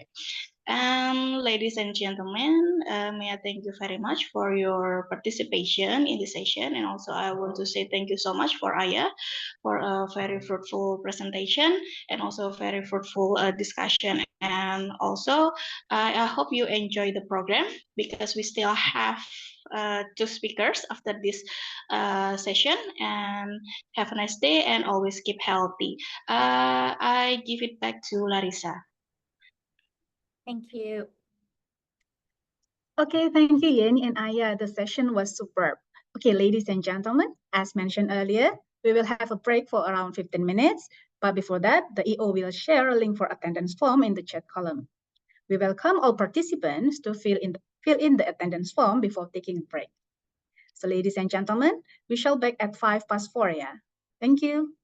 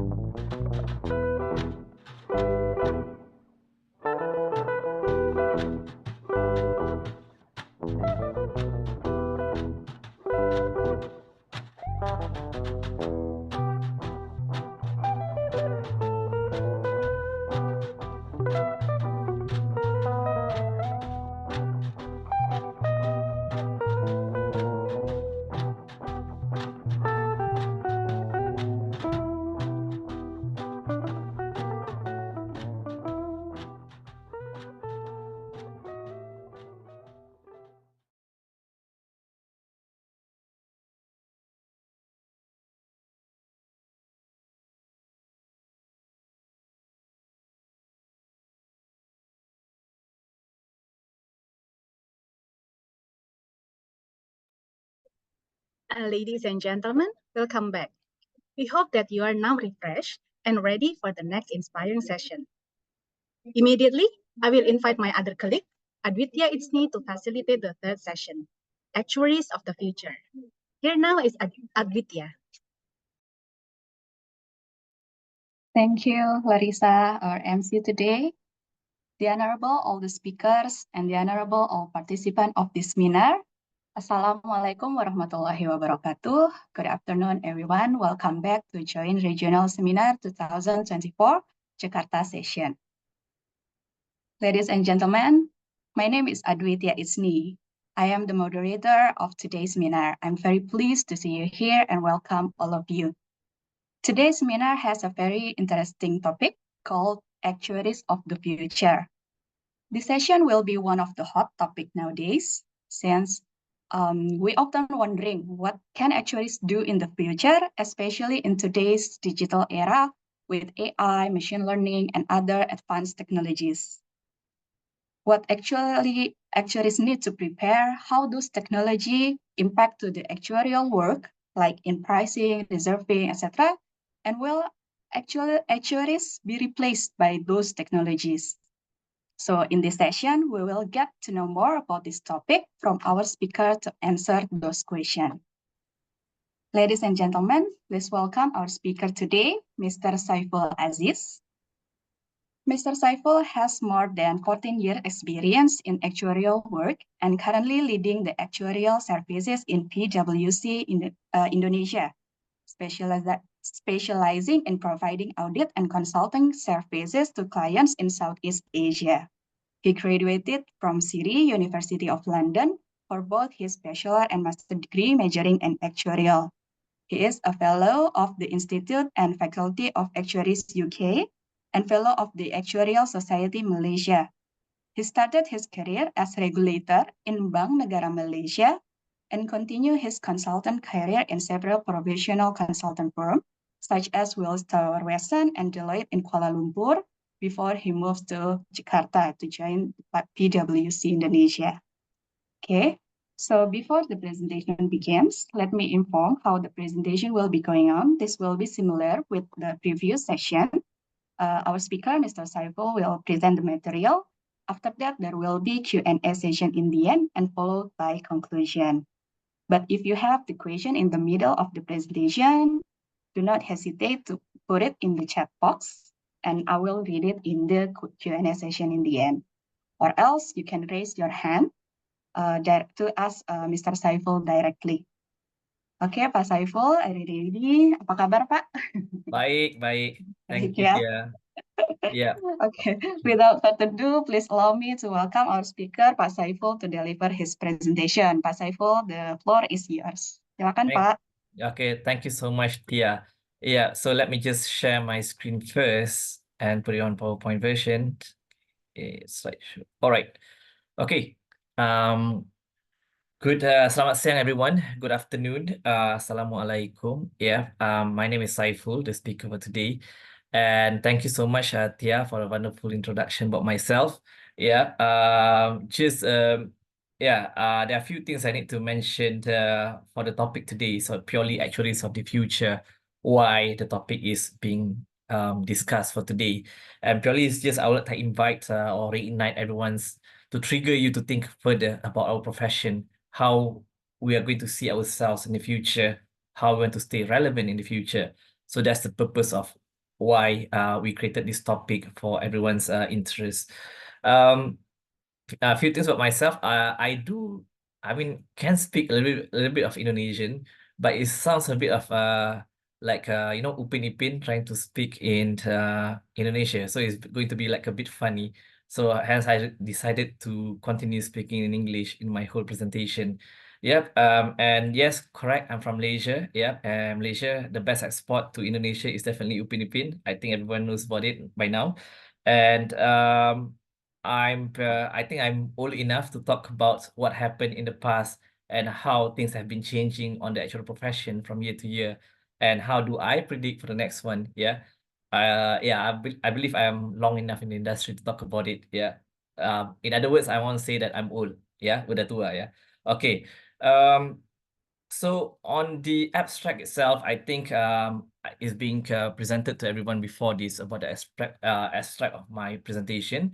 But the most important thing part of this slide itself is purely the disclaimer down there. Okay, all items presented are solely the presenter's personal point of view, yeah, and do not reflect the opinions of any organizations affiliated with the presenter. Can be PwC or my previous employers. Yeah, it's not. Yeah, it's purely just from myself. And you should not act upon the information contained in this publication without obtaining specific professional advice. So just purely just a reminder that is being requested by my employer whenever we give presentation to everyone. Yeah. All right. So on the outline of the presentation today, we are going to talk about 3 topics. The first one, purely on becoming Actuaries 3.0. We are going to talk about the future expectations and leveraging technologies. So what's the near future and the long future that we're talking about, and how on the leveraging technologies, what are the principles that we need to keep in mind in leveraging those technologies. Then we also talk about towards a sustainable future for consumers. Definitely our clients, our consumers of the insurance market, that's where we have to think about them. And in order to be sustainable, we have to make sure that we keep on serving the needs they have. Yep. Second, on the financial technology, we look at the theories of demand and supply, yeah, to explain where financial technologies can fit in, and also what lies ahead for all of us. And lastly, definitely the emergence of new risk, yeah, the new risk and then impact towards the insurance industry. So that will be sort of like sum up the whole presentation for today. Yeah. Okay, before we really start, yeah, there are a few things why this topic is chosen. Definitely, we heard from Heraclitus, it's quite famous everywhere, this quote being used everywhere, is change is the only constant. Yeah, change is the only constant. Things have been changing. Even for myself, I started with risk-based capital. Then after that, we've been talking about Solvency II. Then after that, we've been talking about IFRS 17 until now. And 3 years or 5 years down the road, I think we are going to talk about something else. Yep. So definitely that's the yeah, change is the only constant. Yep. And another part is actually on from Maurice Levy. We have to keep transforming ourselves to stay relevant for the future. In other words, if you look around in the media everywhere, they always talk about the future-proofing ourselves. Yeah, future-proof, future-proof. Is this the one for the future? Yeah, with changing a lot of things, change in the world. Are we going to, stay stagnant, or we have to change ourselves to transform ourselves to stay relevant for the future? The best example for this is definitely number one, I would say Nokia. Yeah. When I was in my teens, I can see people are crazy about Nokia. That's the number one phone. Everybody play the game Snake. Yeah. Sorry if I'm too old if I'm telling you these stories. Yeah. That was the best ever thing, And the best challenge we have is actually typing SMS, Speed Master Challenge, they call it, right? So who types the fastest will win competition. So that was a trend back then. But as we go along with the smartphone, everybody's talking about, Samsung, Apple, and all these Chinese brands like Oppo, Huawei. Yep. So I would say that, yeah, Nokia, I mean, don't quote me on this, right? We can look around. It's quite hard for us to find Nokia nowadays. Yeah, out of trend, maybe. Out of technology, maybe, but it's no longer popular. They used to be the number one brand back then. And if you look back at the news today, yeah, Canva starts to have animation, and the headline for today's news and yesterday's news is all about we can start saying goodbye to Photoshop. Yeah, Photoshop is like totally out of market right now. Yeah, and definitely the third one is we start from the photo film camera, and then we move towards the digital camera. And now we use phone camera. Yeah, we no longer use the digital camera or the photo camera anymore, right? So that's why I would say that we have to keep transforming ourselves to stay relevant for the future, right? So we need to future-proof ourselves, actuaries, and towards the market that we are practicing in, can be it health insurance, life insurance, pensions, or general insurance or investment. Yep. All right. Let's move to the first topic of the day. It's purely on becoming Actuaries 3.0. Yeah. we heard about Industry 4.0 where they start to use technologies to help them. And I've seen around actuaries love to use Actuaries 3.0, but it's okay. We just assume that it's similar to Industry 4.0 over here. Yep. And what are the future expectations and how we leverage the technologies? Okay, number one point is the most important one. Yeah. If you look around, people keep on talking about technology, AI, machine learning, what else, algorithms that can put people out of job. Yeah, people been saying that to all of us. And if you go to any fintech event before this, yeah, I used to be a speaker at fintech events as well. They all been talking about technology in pricing and reserving, technology everywhere. Yeah, to price, use technology, to reserve, use technology, can make things faster, right? In fact, last week, in the global GRS that we had, yeah, the speaker Kahe Choi, yeah, he did mention about his own experience of using Deloitte GPT, or I mean, in my company we also have it. We call it Chat PwC. Yep. He can do coding and merge coding from two products. Yeah, that's quite important. Yeah. That's why they start doing. And in fact, you look at the ChatGPT's in the recent announcement, they say that in the new version they can help to calculate and be flirty. All right, be flirty. I don't know how is that going to happen. Yep. But the lesson from here is the machine keeps on learning and getting smarter day by day. All right. And from my own experience itself, yeah, I do like I'm a traveler. I'm going to write my book, and I really my chapter one finished quickly because of ChatGPT. I just pump everything about the bullet points that I need, and then talk about it like, please ChatGPT make the language a bit casual, like for a storybook, for a novel, and ChatGPT can help me to do that. Yeah. So yeah, and then at the same time, there are some slacks. Yeah, I'll call it like a problem in using that. For example, I'm not sure whether it's smarter now, but last month I did ask questions on deductibles. I did ask questions about stop loss reinsurance. Yep. And the answer given from them on the definition itself is wrong. And I cannot proceed with it. And I even tried to teach the machine, hi machine, your definition is wrong. This should be the right definition, da da da da da. Yeah, I did mention that. But ChatGPT was programmed to answer back that they are right and I was wrong. That's what happened for ChatGPT. Yep. But I do believe in maybe now or maybe in next month or next 2 months, it will be they will be smarter and they'll be able to explain what is stop loss reinsurance and what is deductibles. Yep. And definitely living in Indonesia, from my own life experience is purely on the customer service. A lot of customers try to use bot AI to help in answering my questions. Yeah. But definitely we do have complaints here and there talking about like some of the bots, I mean, some of the questions that we being raised by us is not being answered by the bot. But I would say that from time series perspective, in 1 year or 2 years time, it will be more perfect. Yeah. And maybe it can answer us in Indonesian language, maybe. Yeah. So that's what I'm talking about, the technology. So how the use of technology in pricing and reserving itself. Reserving, I think, is being covered by our speaker from Deloitte last week. And technology in pricing itself, you can see a lot of technology being done in pricing. Another example, if you look at general insurance, they call it telematics. They put a dongle in your phone or in your vehicle itself to make sure that they can measure your acceleration, your speed, how frequent you stop. Yeah, and they sort of like can give you a better pricing based on the experience of the person itself. Yeah, I would say that before this, we are always talking about the type of car because we care about theft. Yeah, but we never care about the driving skills. Yeah, and telematics being able to sort of like measure that. Yeah, so there will be a lot of technologies right now for pricing and also reserving. But what's the lesson? The lesson is purely, to me, we can choose to be led by AI and let AI replace our job, right? Or we choose another approach, which is what I believe in, is actually AI can help to speed up the processes that we are doing, and a good driver to observe and explain the result is needed. And the driver must be us.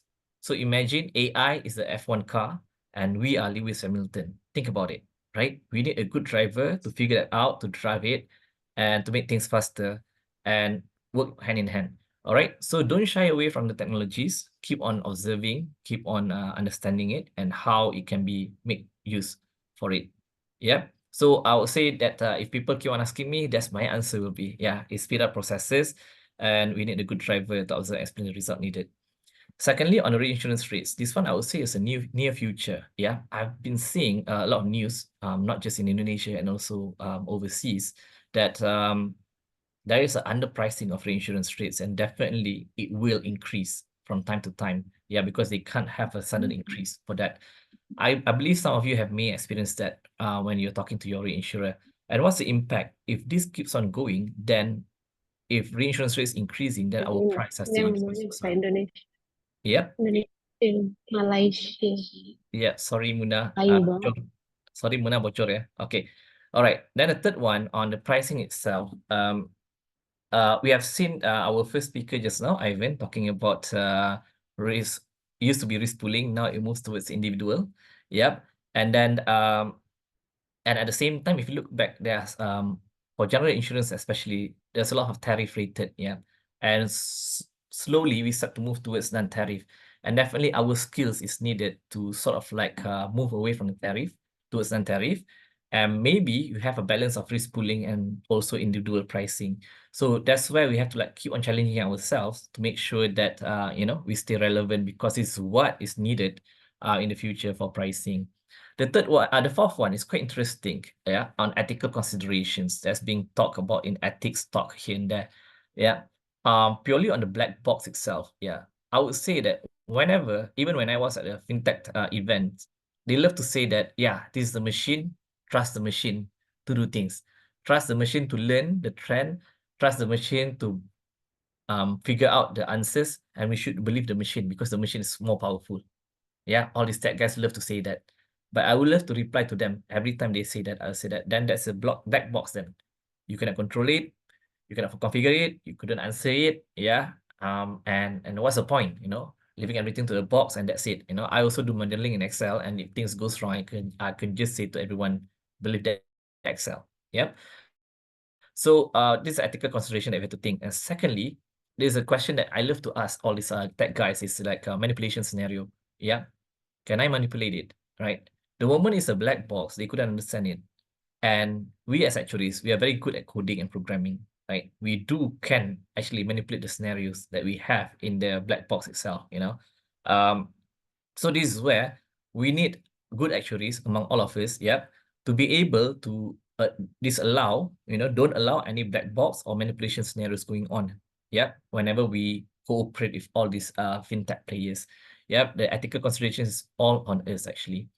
And fifth one, from all the white papers and hearsay, if you go around, when people talk about actuaries, how you define actuaries, they always say that we are smart. Okay, that's good to hear. All right. But at the same time, they say we are a bit robotic. Yeah. If you ask around, they will say that because we speak in our own language, right? I'll show to you later how we want to speak in different language, which is more layman that can be understood by everyone. And this is where explanation and communications are key, all right? All of us, we need to sharpen our communication skills to make sure that we present better, we explain better, then we can stay relevant in the future, right? Not just technical skills, not just ethical, not just technology, we should also have to focus on our communication skills, right? And lastly, definitely there will be regulatory impact based on technology, right? I would say right now, not that much, but if you ask me, where do I see the regulatory on it in the next 5 years, there will be more, right? And it's quite important for us to be able to contribute on the setting the regulation itself with the regulators. Regulators also have an actuarial team, definitely, and the policymakers itself. And definitely as an actuary, we can help them, you know, work hand in hand to talk about the regulatory impact and also regulations around the technology itself to make sure that there's no manipulation, there's no abuse about it, right? So that's on the Becoming Actuaries 3.0. Let me talk about towards a sustainable future for consumers. Yep. We, as an actuaries, I would say, go around all courses that we attended among ourselves. We love to talk about ourselves, right? We love to talk about the profession itself. But what we always forget is how much we can contribute to the society. and how much we can contribute towards our consumers. And that's how we can sustain our profession. So number one over there is purely we need to challenge ourselves to the new ground. All right. Don't confine ourselves to just pricing. If I'm in pricing, I just ignore about the rest. I just care about pricing. If I'm in reserving, I just care about reserving. All right. Wait until I become the chief actuary, I start to think about others. No, we should stop that actually. Start thinking about challenge ourselves to new grounds. What's next? What's next? For pricing, what's next? What can I do for pricing in the next one to make sure that we stay relevant? Yeah. And definitely on the product offerings itself, product assurance. Okay, there are a few things that I heard recently that triggers my mind. I remember it until today. Number one is purely the farming in Africa, where they start to think about the macro insurance on it. Okay, sorry, macro insurance for farming in Africa. And second one, animal insurance on Borneo. Yep, if I'm a farmer, my gates are always being, elephants will come into the gates and eat all my sugar cane or my tanaman, right? And definitely there's a problem for it. If I install electrical gate, definitely it's going to be expensive and it may kill the elephants. It's not nice, right? So this one particular NGO, they sort of like self-insure between themselves and come up with the animal insurance in the Borneo area. Yeah. So those are the things that I would say that they challenge themselves to think about it, right? And we ourselves also have to think that way. How to make it happen, how to price for it, how to put the terms and conditions around it, right? So that's how we can sustain our profession, by thinking about what's next for the market and trying out new products. Yep. Secondly, on the DEI strategy is talking about diversity, equity, and inclusion. Look around ourselves. Are we the same? Do we mix around? Do we have a natural selection of only smart people can be an actuaries, or do we only confine ourselves to only for on certain group of people that can be actuaries? So the moment we sort of like mix around, have more people, more minds, more diversity, equity, and inclusion, then definitely we can become a better profession. Okay, and then definitely, yeah, as an actuaries, we should influence and be the leaders of our society. All right. Right now we're talking about the influencer market right now, and actuaries can be influencers as well. We cannot say that we are the maths guys, very analytical, we shouldn't be influencers. Yeah, we can, right? We also should hold a major role in encouraging stakeholders, yeah, to increase the social safety net. The main stakeholders, I would say, in every government, whenever they set a policy for insurance for golongan rentan, or we talk about pensions, yeah, don't you realize the one are talking are non-actuaries, right? They sort of like lost the part which is quite important, which is how to look for the future, how to sort of like calculate the estimation of that. That's the trend that we've been seeing so far. So as an actuaries, challenge ourselves, influence and be the leaders of society so that we can contribute on a national policy making. Yeah, I'll encourage all of you, if you can call the Kementerian Keuangan or whatever, whenever they come up with the new policies, make sure that actuaries are represented, in giving ideas. Maybe PRE also can think about that. Yeah. And definitely number 4 is on poverty premium. We've been talking about it just now. Yeah. Ivan and his colleague, yeah, we're talking about very individual pricing. Yeah. In return, there are some people believe that will result in poverty premium. All right. Because instead of risk pooling, we go on sort of like individual pricing. We are thinking that, oh yeah, let's have a better individual pricing, but without realizing that actually we end up with poverty premium. What do we mean by poverty premium is purely, yeah, we use data science and AI, encourage insurer to do individual pricing and cancel the cross subsidy between one policy and another. All right. For example, we take like a postcode, yeah, or also postcode, disabilities, medical condition. We do have that sometimes. And for these people, yeah, because of that, we are charging higher premiums for them, but they don't have a choice, yeah, and they have to pay for it. And that's what we call poverty premium, where our products is actually not suitable for them. Yep. So the products are designed for middle and upper income class. That's always the criticism towards insurance industry all this while. Yeah. So by doing thinking of ways to avoid this poverty premium, I would say that strike a balance. There are some products that is meant to be the mass market, all right, and we can use cross subsidy. There are some products that can be, you know, that can be very individual pricing, and there are some products that we believe that it's better to have a mixture of both of them. Yep. So that's where we have to think on ourselves, you know, think of poverty premium and how we're going to avoid that. Yeah, and one of these solutions actually have a weekly premium or have a monthly premium. Yeah, so that if we think back of the whole population, we are focusing on the the normal curve itself. We are focusing of every segments of the market itself. Yeah, not just the middle and upper income class. And lastly, review problem in holistic manner. All right. Whenever we have policies for or a new initiatives that we have, think about it on a policy holistic manner, and if best possible is to learn from past unsuccessful initiatives. We understand just now we talk about medical insurance. The inflation in Indonesia is quite high, around 13%. What are the steps being taken by the government of Indonesia or maybe government of other countries in the past? And was it successful? Was it not successful? When I was back then, when I was a bit younger, I have to work with to talk about the national health insurance to be implemented. And the idea is actually to curb inflation. But that doesn't go well. But actually, at least we can learn from the past why it didn't go well, why the policy wasn't approved by the government. Think about that. There are some things that we can learn to make sure that we can curb the medical inflation. All right. Okay, so that's next one. Okay, so we move on to the second one on financial technology. We call it fintech. Everybody is talking about fintech. We know that, yeah, what's the theories of demand and supply? How could fintech suddenly appear like crazy, you know, after COVID? Yeah, COVID is, I will call it like as a historical experience for all of us, you know. We can call it disaster, we can call it pandemic, we can call it like opportunities, up to you how you want to say it. But what's the impact of COVID? Yeah, on the insurance part is already being covered by our previous presenters. But think about it like supply, right? There are many tech investors looking for opportunities. They have abundance of money. They are looking for opportunities.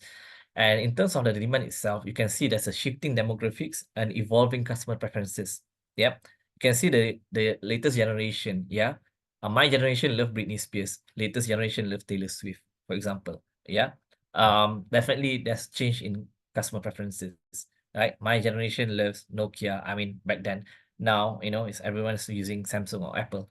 Yep. But the key important points over here is higher usage of internet, more informal workforce compared to formal workforce, right? If you think back, right? All these like gig workers, yep. And then they also asking for a better customer experience. They want a non-complicated products. They want simple questions during underwriting, and also they also want short onboarding processes, right? Okay, what's the solution? The solution when these investors sees all this demand shift, you know, they are thinking of utilizing technology. That's how fintech comes in. Yeah, if I want to name a lot of fintechs, it's going to be another session, right? But we have seen so far that they all come from this supply demand theory and the solution that we have seen so far. Okay, what have we have seen so far? I give an example of Lemonade. Yeah, they use AI to playful onboarding and customer experience. I quote that from their website. Yeah, to sell policies and personalized coverage. All right, and they also talk about handling of the first of notice loss. All right, and look back at the website itself, they also mentioned about few things that is quite, I call it like a game changer on defining themselves, you know, differently from the traditional insurer. They talk about the tagline, forget everything you know about insurance. They keep on telling that, right? I think the message over here, they want to say that we keep on using jargons. We as a traditional person in insurance keep on using jargons, which is quite hard for others to understand, right? Investment link, we talk about CHOI. Everybody look at what is CHOI. You know, I thought it's just my investment amount, and at the end of my term, I should receive the whole investment amount, and it should grow. And why is decreasing? People don't understand it, right? So that's, I will say, an example for it. And the best part is you mentioned about instant everything. Yeah, everything is instant and incredible prices, big heart. They keep on mentioning that. And at the same time, they also have some balloons text here and there. They talk about monthly subscription and also bundle discounts. Yeah. So the creativity you can see over here that they try to avoid the poverty premium that I mentioned just now by having monthly subscription. And at the same time, they have a bundle discounts. So there's like a cross-selling between one another. And definitely there's a bundle discounts over there. You buy more, then you have discounts over there. But what's the key message over here? Yep. Insurers should always stay up to date with the new technologies that can enhance their product and services, and they should be thoughtful about the process itself. Yep. Few CEOs talk to me, Saiful, yeah, is 10 pages enough for underwriting, online underwriting? I asked back, if you are the user, the survey is 10 pages long. Do you want to buy? I mean, that's my direct answer to it. The answer is no, actually, yeah. I think I don't have a stats for that, but I do believe that if you keep it between 1 page to 3 pages, it'll be easier, faster, and people are more interested and connected to buy your insurance. Yep. And another key message that Lemonade made, which I think is quite important, is they mentioned flat price, pay claims super fast. Flat price, right? By having flat price, don't you realize we can have a faster underwriting process, because we do have like a very simple flat price, simple products, then we can make the underwriting process faster. That's the purpose of why we are doing that way. All right. And definitely when we say faster underwriting, that's a jargon that we should use between ourselves, internally. But towards the clients, just focus straight away on key things that is easier for them to connect straight away. Yep. Okay. So that's for Lemonade. And the other two is like Ladder and Heaven Life, yeah, a streamlined digital interface for customers. And definitely they use machine learning and predictive analytics to utilize for the underwriting process to make sure that, this customer love which kind of products. And the benefits definitely provides a quick online application, no brokers or policy upsells, flexibility to adjust the coverage amount. So they provide these flexibilities over there that I believe that can be easier for the market. Yeah. But what lies ahead? So what's in the future? All right. The way I am going to say it, like in 2021, 2022, even before COVID happens, these I call it the disruptors keep on coming in with aggregators and more things. Yeah. What I put over here, everyone will challenge the status quo from time to time. So we keep on receiving challenges from time to time from all these disruptors. All right. We cannot stay static. We have to move according to the market. Yeah. They can be our challenger, they can be our complementer. So be it. Just embrace them. Yeah. And the second part is that some will take longer time than others. All right. It's in other words, people love to ask me, Saiful, do you think fintech is a failure or is it a success? Can you name me a success? I don't like to use the word failure. To me, it's like another attempt for them to reinvent and come back, with a better solution. So I would say the success ones, they are faster than others. The ones that don't have a good experience at the beginning, and I won't say they fail, but definitely they just reattempt. So these people won't leave. The rate of people leaving the fintech space won't be rapid. Yep. Then how shall we react as actuaries? All of this, right? So number one is purely being more inclusive in meeting the demand. Yeah, think about the younger demographics. Yeah, is if they are the ones we target, we have to make sure that our products are not so boring and not too traditional. All right. And think about the lifestyle, lifestyle insurance. What do they love? They love concerts, they love music, they love listen to their phone. They can't live without their phone. Yeah. Work around insurance that can help around their lifestyle itself. And maybe, yeah, check back the influences and make sure that person becomes the face of your marketing product. Maybe, yeah, that will boost your sales.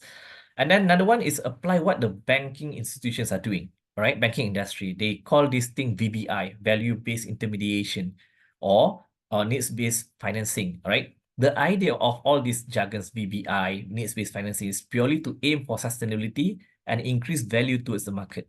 That's the idea when they have it, right?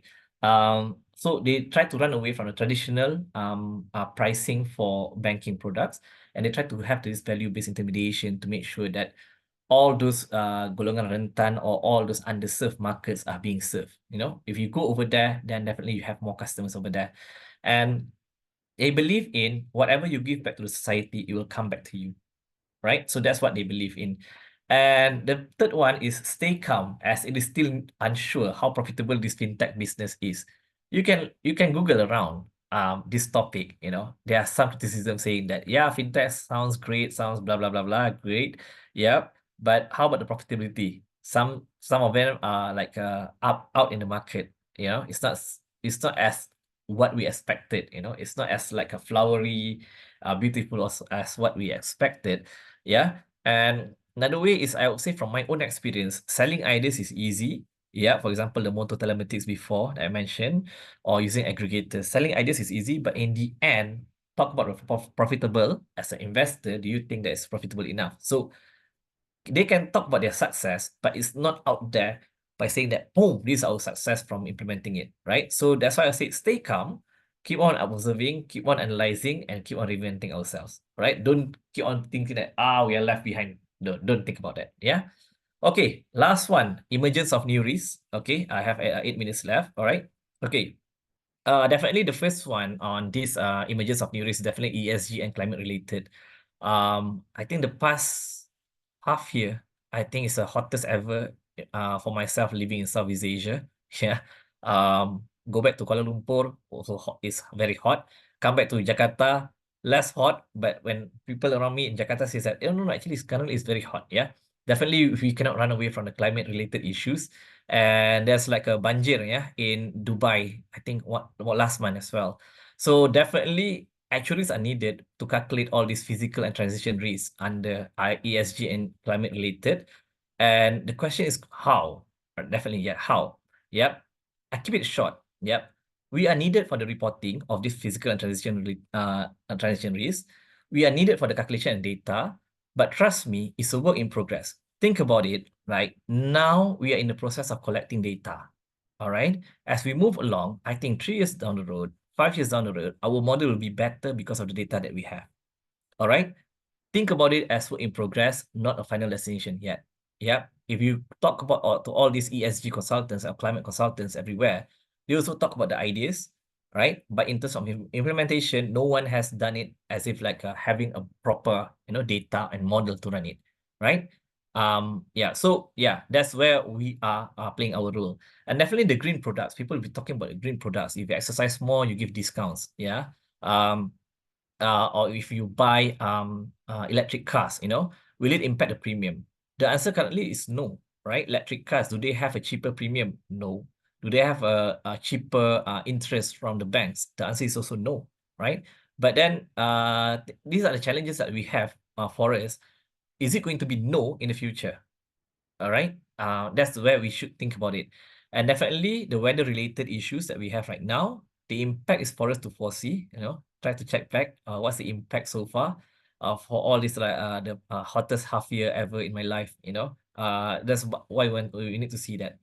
And secondly, we're talking about a potential of second pandemic, or maybe not as a big as COVID-19 pandemic, right?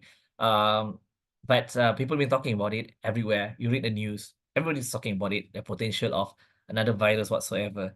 But what's the impact towards our industry? What do we learn from COVID-19? Yeah, definitely at that time, we do have a worsening temporary claims experience at that time. Yeah, it's a temporary worse experience. But after COVID, we start to see that the loss ratio is becoming better. My point over here is forest actuaries need to strengthen our ERM skills or robust ICAP, we have ICAP, ERM test. Make sure that we have a robust stress test. We have a robust contingency of special loadings that being put in our pricing or reserving to make sure that we can sort of like, whenever these things happen again in the future, we are better prepared with data and also actions to be taken. Yeah, that's on the second pandemic. The third one on cybersecurity is quite a huge issues. Yeah, cybersecurity, cyber threats everywhere. Yeah, online banking, or maybe in your own company's internal systems being hacked, or phishing emails keep on going everywhere, right? The impact, some of it is very severe, some of it is not so severe. Yep. So the rise in threats is there. There's an increase in frequency and sophistication of cyber attacks. Yeah, the recent one, I think, in our region is actually wedding invitation by online, right? We not knowing it, we just open it, right? They will put a common name, for example, wedding of Agus, for example. Then we just, click it because we think like, hey, which Agus? I have, in my friends list, I have 10 Agus, we just click it without realizing we open up ourselves to phishing attack over there. Yeah, the sophistication is getting better or new ways from time to time. Yeah, and what's the impacts? Financial impacts is definitely through breaches and potential reputational damage, for everyone, for your own company, or your own association. And is the cyber insurance solution enough at the moment?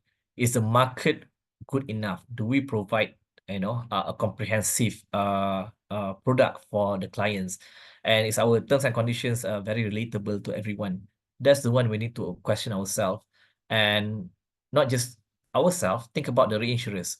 Does the reinsurers provide enough support for us? Yeah. So think about these images of this new risk. Think about it and how we want to make sure ourselves is better in dealing with it. Yep. And lastly, the geopolitics and trends. I don't want to talk about the war. It's very sad, yeah, and also controversial as well. But let's talk about the trends that we see so far. Okay, the recent one, Taylor Swift tour. All right. I think 10 shows, all in Singapore only. All right. The impact. All right. The tourism minister of Thailand, tourism minister of Indonesia, and also Malaysia have to come up with a statement why they let that happen. How could they let the organizer in Singapore keep all 10 shows in Singapore itself? All right. Yeah. So they have to think about it. For my side, for the insurance side, think about it, right? The single country involvement, and how it changed the insurance being designed and also offered. Yeah. If you are a tour organizer, think about if one of Taylor Swift's dancers or musicians are getting sick. If you go to 10 countries, you have to think about the 10 locations. You have to think about where the hotels are, where the hospitals are, for any emergencies. But if you think back, if they pull everything into one country, if I'm the event organizer for Singapore as well, I will go to all the insurers. I say that, look, I'm going to put Taylor Swift and her entourage in the same place, same hotel for 10 days. I have similar hospitals for 10 days, for all of you there. And definitely the risk will be lower and I want a cheaper premium. Can you do it for me? Rather than I go to 10 different countries, 10 different hospitals, 10 kind of risk in terms of different kind of risk compared to one risk like we see about Singapore. Definitely someone will challenge me about the concentration risk, but definitely if you ask me, yeah, if the insurers don't react early, the event organizer will be worried as well to bring Taylor Swift to Singapore alone. Yep. So I would call it like the Taylor Swift tour impact, that we as actuaries think about it, how it will impact our service offerings to the market that we have. All right. So the conclusion I have over here, the emergence of new risks will keep on coming, from time to time. I can name 4 over here, but the conclusion is we need concrete steps in dealing with all these emergence of new risks. All right. Definitely all challenges, all right, and all this, I'll call it like the solutions that we have will be the building blocks for us in coming with the final outcome. Definitely, your first step in dealing with it, your first solution won't be perfect, but you build on it. And then you build on it as you have more data and more experience. Build on it, and we can become stronger. Yeah. Yeah. So I think that will be my last slides, and definitely there are some references I would like to make. This is a list of references that I make for some of the topics that I mentioned here and there. Yep, and I think that's all from me, and I think I'm on time with 11 seconds left. Let's continue Yes. the Q&A. Yeah. Thank you, Pak Saiful. Very interesting topic that you presented, and the time is really tight, yeah. Okay, so we already have some question in the chat box. I think the first one from Pak Gunawan. Does work experience affect the actuary ability, and for how long? Maybe it relates to the advanced technology that we are facing on, ya Pak ya. So does the work experience still affect on the actuarial ability? What do you think, Pak? Yeah. All right. Thank you, Gunawan, for the question. Yep. Yeah, the work experience definitely do affect the actual ability. Yeah. The old school thinking always asks like, how many experience do you have? 15 years, 20 years, 10 years, 5 years. Yep. But I do believe in every experience is valuable. All right, the longer you have, the better it is, and the better ability you are. But the counter argument towards that is towards your experience itself. Do you challenge yourself enough to do many things, or you just do one mono silo stuff from time to time? Yep. And definitely, if you challenge yourself more, to do different things, and definitely your ability will be better. All right, I would say that this is not just actuarial, non-actuarial also is the same concept that we have. How long? I don't have the answer for that actually. I don't have a good statistics to back me up, Gunawan. Yeah, but to me, just just move forward and keep on challenging ourselves. Stop thinking about all these issues. Just keep on learning new stuff and sharing, triggering questions between all ourselves to come up with a better solution. Yep. Right. Yeah. So as you mentioned before, we use the technology to support us, ya Pak ya. It is our option to lead by the technologies, or we lead or teach the technology actually. Yeah. Yeah. Okay, and then the second question is from Pak Denny. Hi, Mr. Saiful. Interesting on one of geopolitics, such as impact of single country of Taylor Swift tour to the product design and overt. So it is more kind of the insurance will be creating the new combined or bundled product for especially that event. How about the risk? Since in our country, some cheap products such as personal accident is the one that being offered to some events such as running event. Okay. So I think Yeah. the question is more towards like sort of like the pros and cons of this concentrated risk. Yep. Yeah. So his first question is it more kind of an insurance will be creating the new combined bundle product for especially that event? Definitely yes. Yeah. Yeah. Yeah. Is the new product is really launched only for this event? Yeah. Is that correct? Yeah. Yeah. So they do definitely, because I do believe every event organizer, they need to have insurance. If they're going to a very heavy regulated countries like Singapore, definitely you need to have that, right? For going to the tour. Yeah. Imagine what happened to the late Michael Jackson back then. Yeah. None of us talk about the losses they make because he passed away before the concert tour. It is because they have insurance to cover them up, right? So definitely, I still believe Taylor Swift will also have the same thing, kind of tour insurance for her. And this one to talk about how about the risk, since in our countries, yeah, I think it should be Yeah. Indonesia. Some cheap products such as PA is the one that being offered to some events such as running event, right? I believe he's talking about like the running event. We can provide this cheap product for example, PA. Yeah. To me, whatever we have right now is good. Yeah. But keep thinking about to ourselves, what is the risk mitigators for that? How we do the pricing, how we design the product, and if the running event right now is as such, think about like in few years, is it going to be the same? Because another challenger will come and offer, right? So definitely, I would say that it will change, and who's more creative and more brave in doing new things can sort of like win the market. Yeah, but definitely, yeah, running events they do need insurance, or else, yeah, it's quite tough for that. Yep.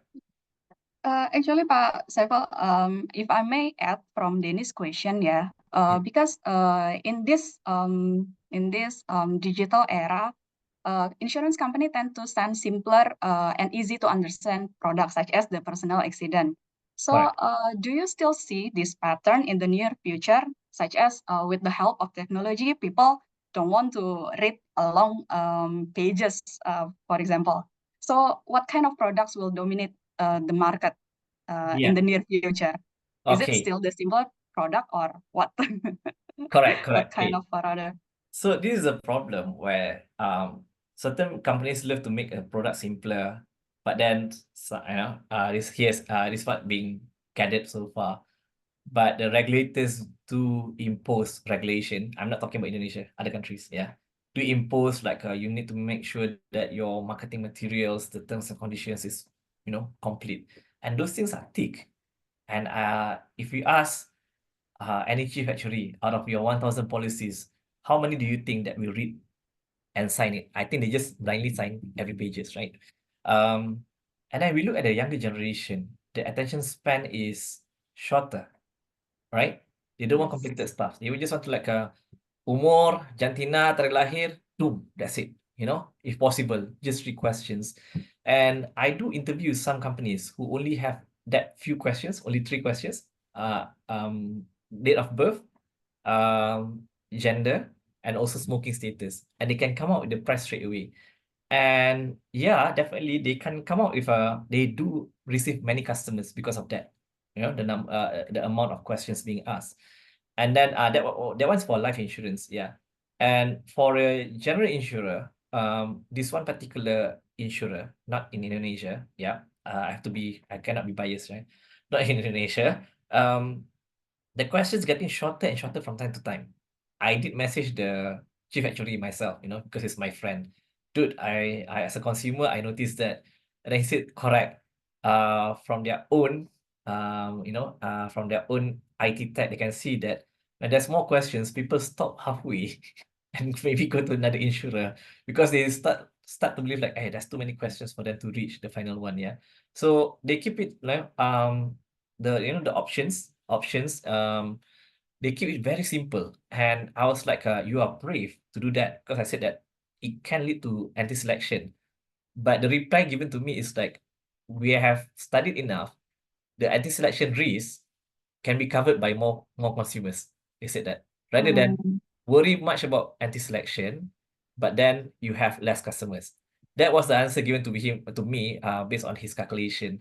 And definitely I was at the time of asking, I'm no longer a regulator, so I cannot ask in detail how they do the pricing. Yeah. So yeah, that's from my experience in telling you about that. Yeah.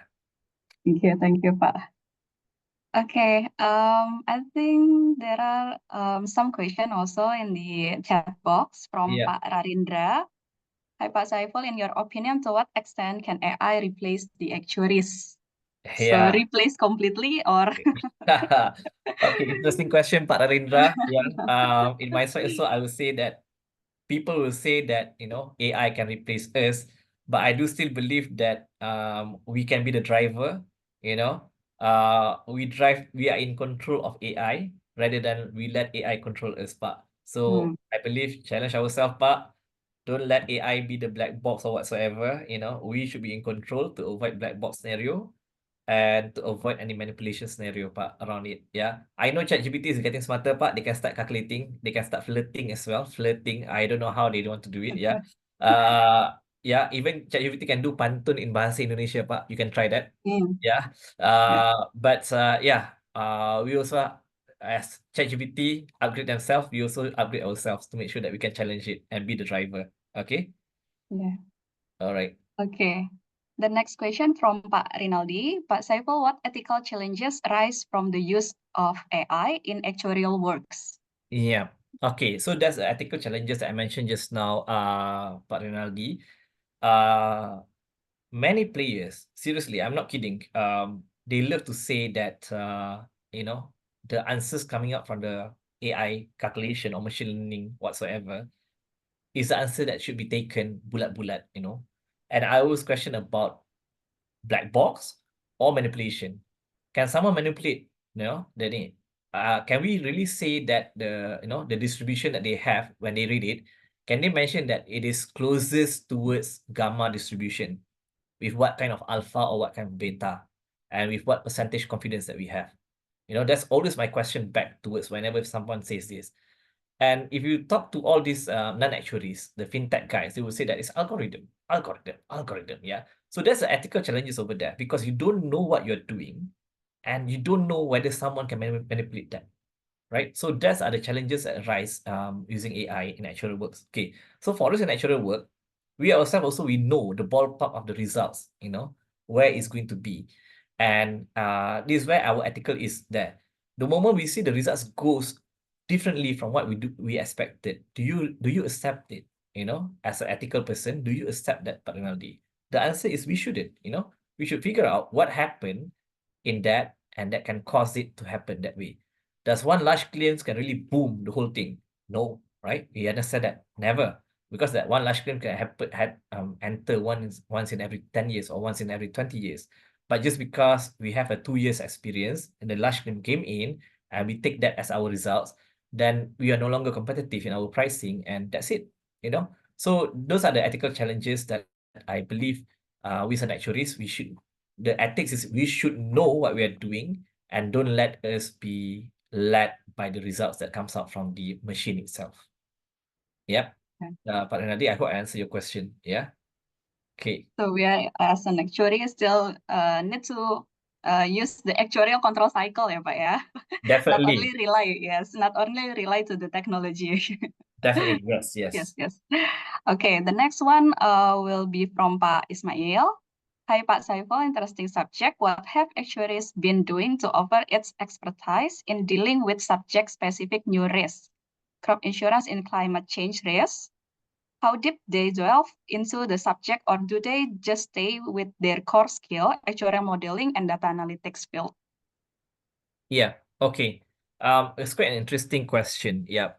This one I would say, Pak Ismail, is we look at the stakeholders that we have, right? Definitely, for example, you put there crop insurance and climate change risk, right? Those days, we put this crop insurance under national initiatives. All right. Government of India, even government of India started it. All right. And without needing the actuaries to calculate. And I think after that, actually starts to come in. Sorry, yeah. Yeah. So what we can do over here is work around with the stakeholders that we have, be it regulator, be it the Ministry of Finance, Ministry of Agriculture, be it the regulator OJK, come up with the policies for that. And in fact, you can even have it at the society level, PRE level, or maybe Asosiasi Asuransi Umum or Asuransi Jiwa. Have like a working group to think about it. Yep. If I was part of Actuarial Society Malaysia committee members, we always create these working groups. Some of it are successful, some of it are not, some of it are very active, some of it are not. But have some objectives, keep all the good minds in one group, and we discuss about it all together without any financial interest or financial benefits to any company. Yep. And come up with like maybe a working paper or guidance notes for the actuaries of industries to follow. So I would say that would be a quick win for all of us, to do that way. Yeah, so that we can contribute. And how deep they delve into the subject, or do they just stay with their core skills? Yeah. I do talk a lot with all these ESG people, yeah, all these climate risks.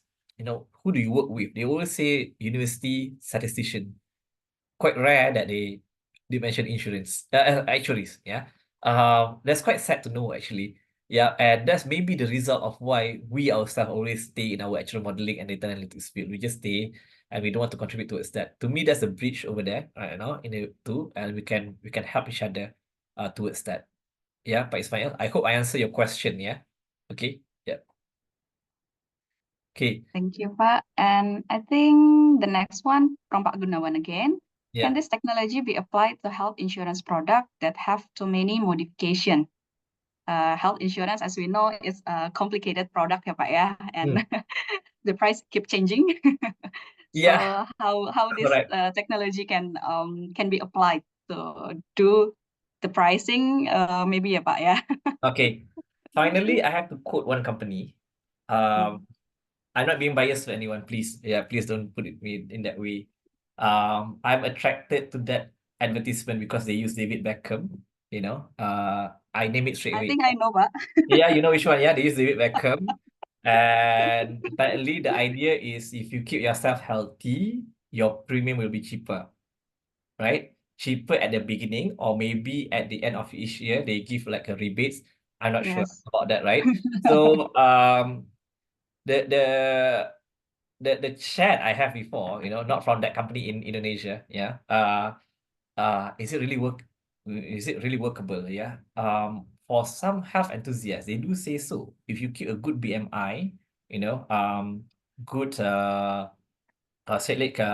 good tekanan darah, and everything, somehow the claims is less. They say that. So they do mention that. So there's a usage of technology. And definitely my question is, can you believe the Fitbit, or can you believe like if I use Samsung Watch, how I know manipulation can be done? And yeah, that one definitely their team have statistics to back them up, but the product is still there out there, still famous, yeah, and still giving discounts to everyone. So it's proven that technology can help, on health insurance to lower down the claims, and definitely, yeah, many modifications over there. I'm not sure whether all countries do the modifications, how much modification they do, but in short, I would say that, yeah, technology can help to, track it, and yeah, that's it, Thanks, David Beckham. Because of you, I know that company. Yeah. Okay. I'm very familiar with that company, Pak. Okay. All right. Yeah. Yeah. Okay. Is there any question from the chat box, or everyone wants to ask directly to Pak Saiful? Can use the raise hand and open the mic. Okay. Maybe maybe the last one from me, Pak. So actually, we know the technology can help to fasten the process, ya, Pak, ya. And then to what extent, because we know the other profession called the data scientist is also currently the sexy profession other than actuary. And Correct. then from your opinion, to what extent is the role the actuary under the threat from the data scientist profession? And or do you think how they can collaborate? Yeah. Because Yeah. actuary is also very close to the data modeling, data mining, etc. So yeah, what do you think about these two professions, Okay. about the Yeah. technology? Correct. Yeah. Okay. So the threat is there from the data scientists. If you think back, some of the university syllabus, even for the actuarial science degree, I just take 1 minute for it. At the foundation phase, they do ask everyone to learn about data scientists or AI. They have that in their syllabus. And then after first year, then they start to diverge, data scientist degree and actual degree. We are lucky because we have seniors in the industry, like myself. I'm old enough, to be called senior. All right. Okay. And they have a reference point. I know that actually graduates, we have a reference point to talk about. I also have a reference point for those more senior than myself. Yep. But that's not the case for data scientists, because they are all this new generation, Gen Z, millennials, Gen Z. Yeah, they don't have that. That's the first one. Secondly, they don't have certification to talk about. I can say, hey, I'm a fellow of, you are a fellow of ARE, for example. If I want to trust you in an interview, between a guy with qualification and without a person without a qualification, which one will I choose? Definitely, I'll choose the one with qualification, right? So as long as the regulation or qualification is still there, we are still safe. We are still safe. But the one that I really encourage for everyone, even the lecturers, even though it's not part of the syllabus to learn about all this data science, make sure that it is part of the syllabus. Even though our exams, we don't have that, just try to come up with something that is mandatory for everyone to pass that one. Yeah. With that one, we have advantage because we learn as similar as what they learn, but we have an extra bits of our traditional papers. So to me, the syllabus itself has to be checked upon, and we have to make sure that we adapt our syllabus to that to make sure that the threat from them is less. No, the threat is still there, but to make sure that we can limit the threat is by that. Yeah, because we can't use regulations all the time, to stop them, right? They will come up with something else. So that's how we give values to the market, and the confidence are still there, with all our skills and integrity. Okay. So thank you, Pak. All So right. we are still the senior in the market, ya, Pak, ya? Oh yeah. Oops. We already have the regulator. We already have the association and certification. Yeah. Okay. Yeah. Yep. Understand. Okay, Okay. I think since there is no more question in the chat box, I think we can wrap up, ya, Pak, ya. Okay. Thank you so much, Okay. everyone. Yeah, Yeah. thank Okay, you. thank you. And Right. so, ladies and gentlemen, we finally come to the end of this seminar. And before we close the seminar, I would like to take the conclusion from what the speaker has presented, Pak Saiful. So we as actuary cannot do only focusing on the technical work anymore, because it sooner or later can be replaced by the system or technology. But instead, we need to step up and look for a wider area and hold a major role to be the leaders of the society while utilizing this technology to support us. We also need to be aware of the changing of new risks and looking for the new opportunities lies ahead. In the end, strong communication and soft skill are also required to the actuary to be the next gen of the actuaries. So I'd like to thank the speaker, Pak Saiful, for the very informative and interesting presentation today, and all the participants for the very active participation, a lot of questions. Thank you. And finally, let us give applause to the speaker and for you all. Thank you. Wassalamualaikum warahmatullahi wabarakatuh. And I will give it back to my colleague, Larissa. Thank you, Larissa. Thank you. Thank you again, Aditya and Pak Saiful. The session was a treasured trove of knowledge. Many thanks again. Okay, so ladies and gentlemen, just now we have shared the link for a survey form. Please take a moment to fill in the form so that we can provide better seminar or workshop for you. Okay, so last but not least, allow me to invite our last moderator, Denny Triadisudewo, to facilitate the last topic for today, Friends on Product Development in Indonesia. Please welcome Denny. Hi, Larissa. Can you hear my voice? Yes, Mas. Go ahead, please. Oh, okay. So let's start. Okay. Thank you, Larissa. Thank you, everyone.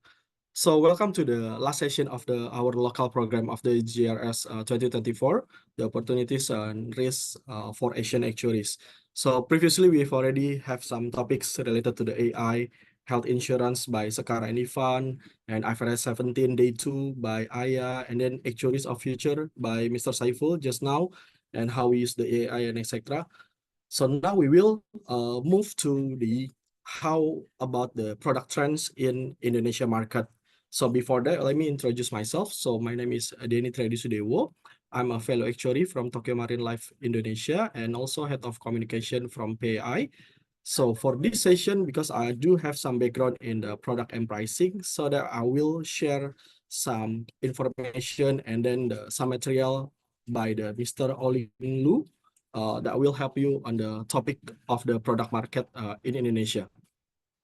So before we go to the topic, wait a minute, let me share you some background of our speaker. So Oling is a head of product proposition, Greater Asia Life for Milliman Asia. Oling has many experience in various areas such as like product development, pricing, portfolio strategy. And he also hands-on on the leadership of portfolio management and product analysis in Indonesia. So before joining Milliman, he also led the product innovation in Allianz Life Insurance Company of North America in Allianz Asia Pacific, covering Asia and USA. And then like previously, he also had a product innovation strategy, business strategy as well in Allianz Life. So he also has an MBA degree in Northwestern University and also FSA at early 2016, so almost 8 years so far. Okay, so now Oling will help us to share some of the topic. He already with us about the product trend and the new life insurance in Indonesia market, especially after the new regulation has been done in Indonesia around last year. So he will talk about the reason, the impact, the risks, some challenges, and also he shares some of the best product that can be shared to us, either the endowment or the long-term product and etc. Also, Oling will share us about the design, the assumption benchmarking, as well as the how is about the long-term profitability. So if you guys have any question, please do share the question in the chat box. And then like without further ado, in the next 40 until 50 minutes, I will give the stage to Mr. Oling Lu. Please, thank you. Thank you very much, Denny. I just want to do a quick mic check. Is my voice coming through okay? I'm sitting in an Airbnb here in Belgium, so I'm not sure about the internet connections, but hopefully it's fine. Your Airbnb is perfect. Perfect. All right, thank you very much. Okay, so what Pak Saiful actually just alluded to was the actuaries of the future. So how do we deal, what are the key competencies of actuaries in terms of dealing with uncertainty, looking at market trends, and ensuring the long-term success of our companies. Specifically, this session will be on the life insurance topic. And as we've seen trends and changes in the Indonesian market, some of the things I think what we'll talk about today is going to be quite relevant and also jointly relevant to what we have discussed previously. So let me pop this slide on the screen and then we can get the party started. So here, what we'll go through is product development trends and considerations for new life insurance products in Indonesia. So from this perspective, what we have broken down is what are some of the key opportunities and challenges that's witnessing from the market from the shift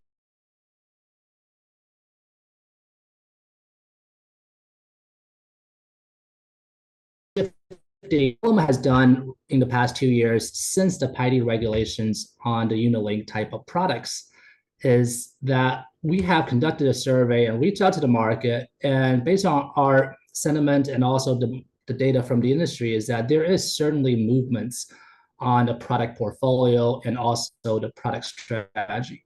So from that respect is that the PIDE regulation, the regulation is the trigger. But what's also happening in the market now is that we have seen a huge amount of business moving into this more guaranteed, more traditional space that wasn't as prominent as before. And also part of that is that the agency portion of the sales has decreased and shifting towards bank assurance and also the group and broker type of business. So now answer the question is, why is this a challenge for some of the insurers in the local market? And we'll discuss that in detail later on in terms of what are the ALM considerations, assumptions, also the risk management and pricing along with customer behavior or policyholder behavior. But from a larger strategy standpoint is that what does that mean for your product pipeline and how do you bring the right products designed for the right target customer? Along with what are the ALM practices in a market like Indonesia where the assets are sometimes limited to government bonds and then the duration isn't very, very long. So how do you manage that risk but still provide a solid product proposition that can compete with your peers? So, and then what are some of the risks that we have identified? So for instance, the slower speed to market is one of the key areas of risk for insurance companies. As your competitors launch new products, your companies without a traditional portfolio are starting to build new systems, capabilities, illustration software, all causing the need for significant amounts of investments. So all of these catalysts are happening in the past 2 years and continue to happen in the future.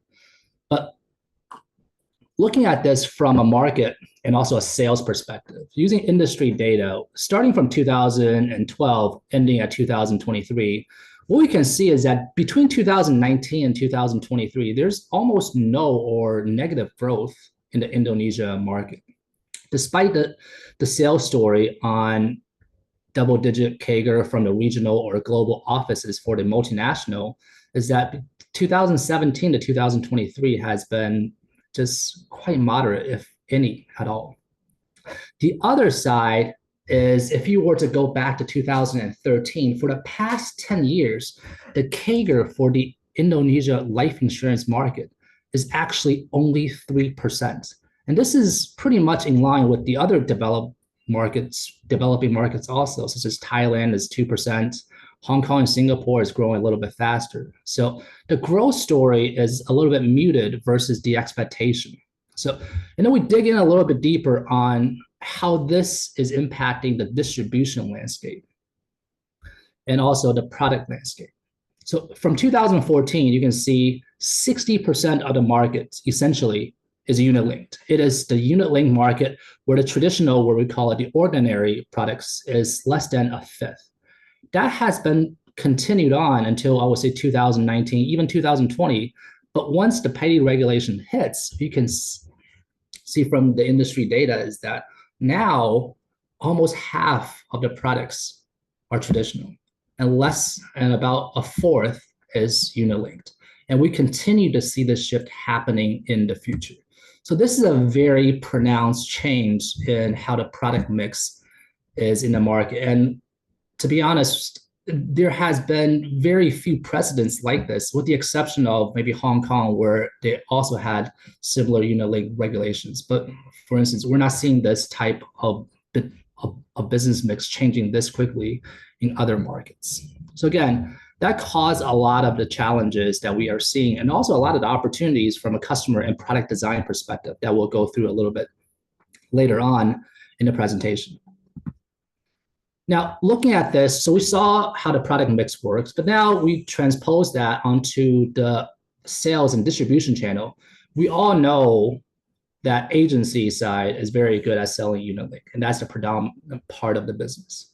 But as you see the agency side continue to be displaced by the bank assurance and also the other channels, such as the brokers, et cetera, is that this agency channel has been vastly underperforming in relative to the other channels in an environment that we just saw that the top line isn't necessarily growing. So some of these things is from a product perspective, of course, from a channel perspective too. So this is another consideration as you go into designing the products that we'll talk about, is that how do you utilize a product that's tailored to specific customer segments and also for your channel needs in order to optimize the design. I think my slide just went away, so I'll share it again. Oh, it's still sharing, okay. So looking at product design and the recent trends is that we'll start off with the unit-linked product, because that's what has been popular in the market since the beginning, but becoming a little bit less popular now. So from a policyholder behavior, management, product design standpoint, is that we break this thing down into a few different boxes. Okay, so the policyholder expectation, what is the IRR that they're expecting from the product? What's the cost of insurance and the competitiveness? Before the PIDE regulation is that the illustrator rates were very, very high. I was seeing the low scenarios as a 10, the medium 14, and the high scenarios 18. And that looks absolutely beautiful. It's basically providing free cost of insurance, and then it's providing a savings element too. But since the PIDE regulation, we're seeing a -1, a 0, and somewhere more muted between a 6 to the 8 on the high scenario. So again, the holder has viewed from the product illustration in comparison to some of the other replacement products that's out there. The other part of that is how do you design the premium allocations and then the load. So from unit-link side, front-end load are becoming less and less popular because that upfront charge is just too obvious. And we're seeing that from so most of the companies are using a hybrid design where it's a front-end plus a back-end load. But we're also seeing 1 or 2 companies that's strictly using a back-end load. And from premium and benefit standpoint is having a lifetime coverage is very, very important. Some companies continue to have flexible premium options on top of that. But with the new regulation in place is that premium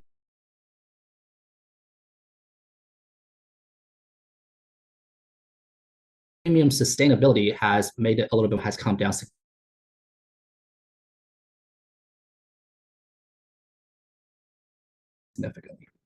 And one of the opportunities, no lapse guarantee, we've seen 1 or 2 that has about a 10-year or 15-year design.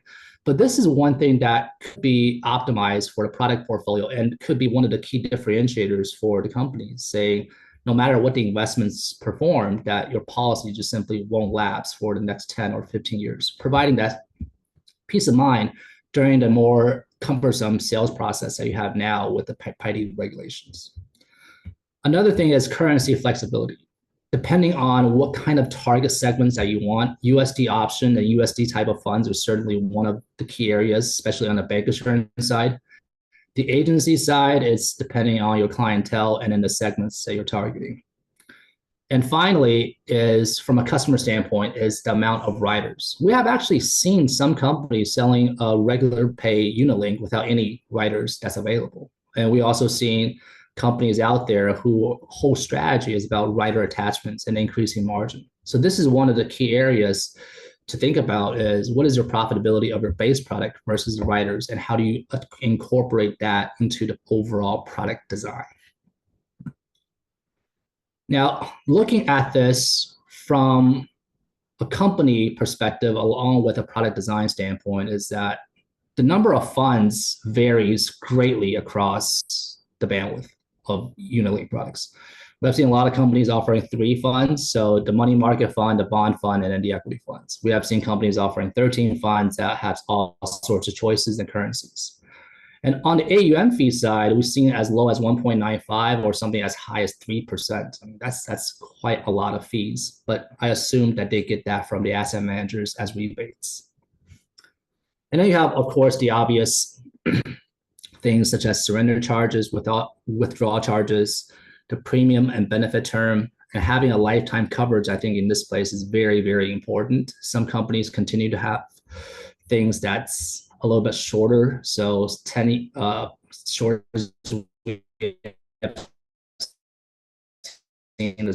about 10 or even 20 years. We'll continue to have a lifetime type of options. And then as you look at unit-linked product design profitability in this new world, is that the cost of insurance, especially from a reinsurance side, is quite important. The variance in the cost of insurance from one company versus the other, and also their expected mortality, has huge differences. We have seen 2 or 3 times from one company versus the other. So as the actuaries out there on the life side, this is something that is worth spending a little bit of time on to optimize. And of course, you have the premium holidays. Most companies continue to offer that. And then the loyalty benefits, we see that as something of a more innovative design that's happening now in terms of managing that persistency and also deferring some of the cost to later years for sustainability. So from a unit-linked perspective, when we bring all of that together, all of these points in designing the product, we have to ask a few questions when we're building things. Is that what is your selling point, and how are you differentiating against your peers? And do you know your competition? What are they selling? What's their proposition? What's their competitive angle? And the other side of that, as we talked about, is what are the features and assumptions can you optimize? How are your persistency versus your peers, your mortality, your morbidity, your investments? And also, are you optimizing the overall design to meet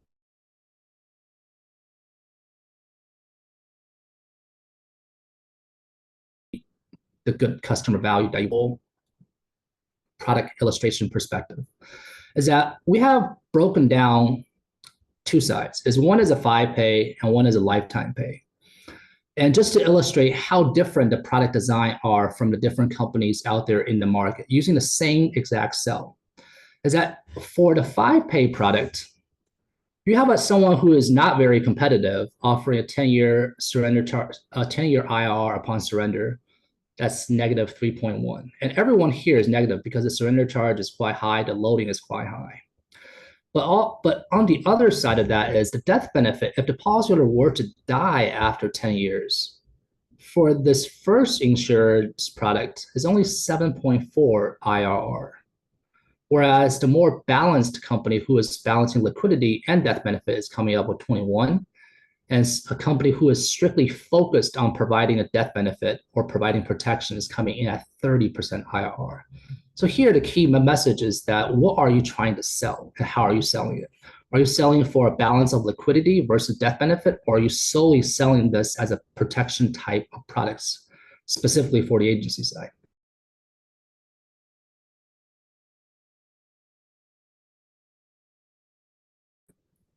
And then moving this on to your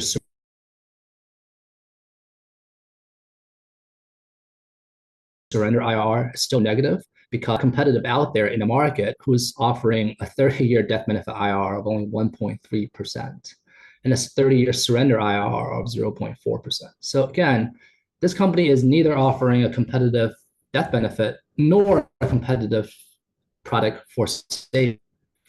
But you have someone who is very, very focused. So this is here who is focused on providing a death benefit, whereas their IRR is significantly higher whereas the balance company take an approach that, So here we see contrast very, very clearly. How you design your product have a very, very real impact on how competitive you are in the market and what is your proposition for the customer. Now, moving this on a little bit to the traditional products that we're seeing out there.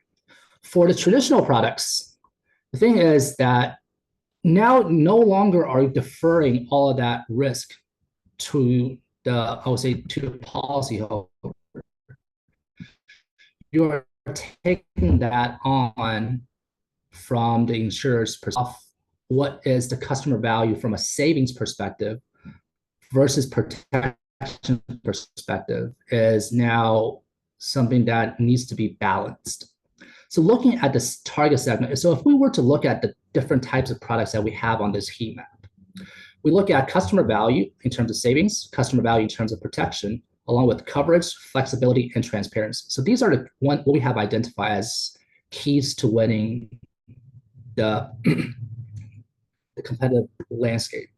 For one company, if they're providing high savings value, they are going to have low protection value because you can't offer both. You can't have a huge protection benefit and a huge savings because the COIs and CORs must be paid for one way or the other. This product B is taking the opposite approach. We're going to have lower customer value on savings side, but offer a much higher protection benefit, and so on and so forth. So again, coverage and flexibility is the second order of the differentiation, is that what kind of coverage period do you offer? What kind of coverage benefits do you offer? And also, what are the flexibility in terms of your premium payments along with your policy duration? So now looking at this is also a similar story with what we have seen on UnitLink.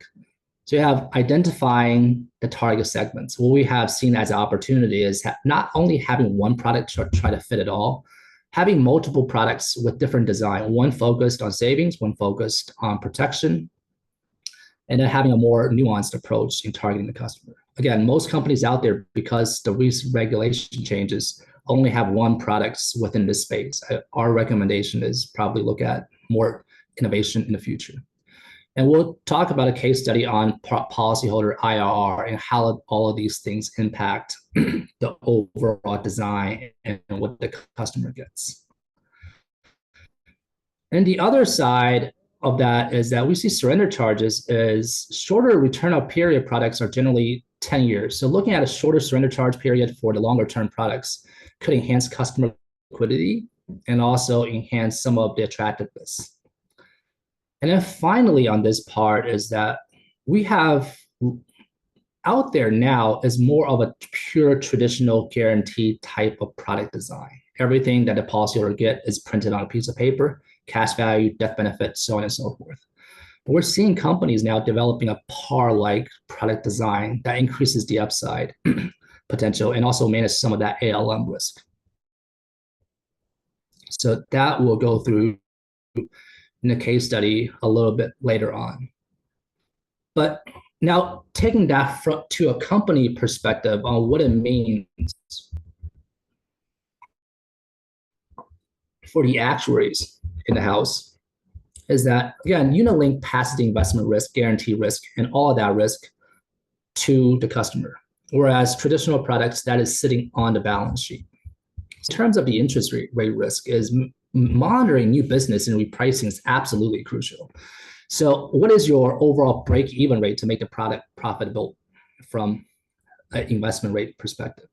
What is your reinvestment risk and reinvestment assumptions? Because if we're looking at premiums that's 10 pay, 20 pay, 30 pay, you're incurring a liability on your balance sheet at day one with everything guaranteed, but none of the premiums have come in, or only a small portion of that premiums has come in, and you don't know what how reinvestment rate is 1 year, 2 year, or 20 years out.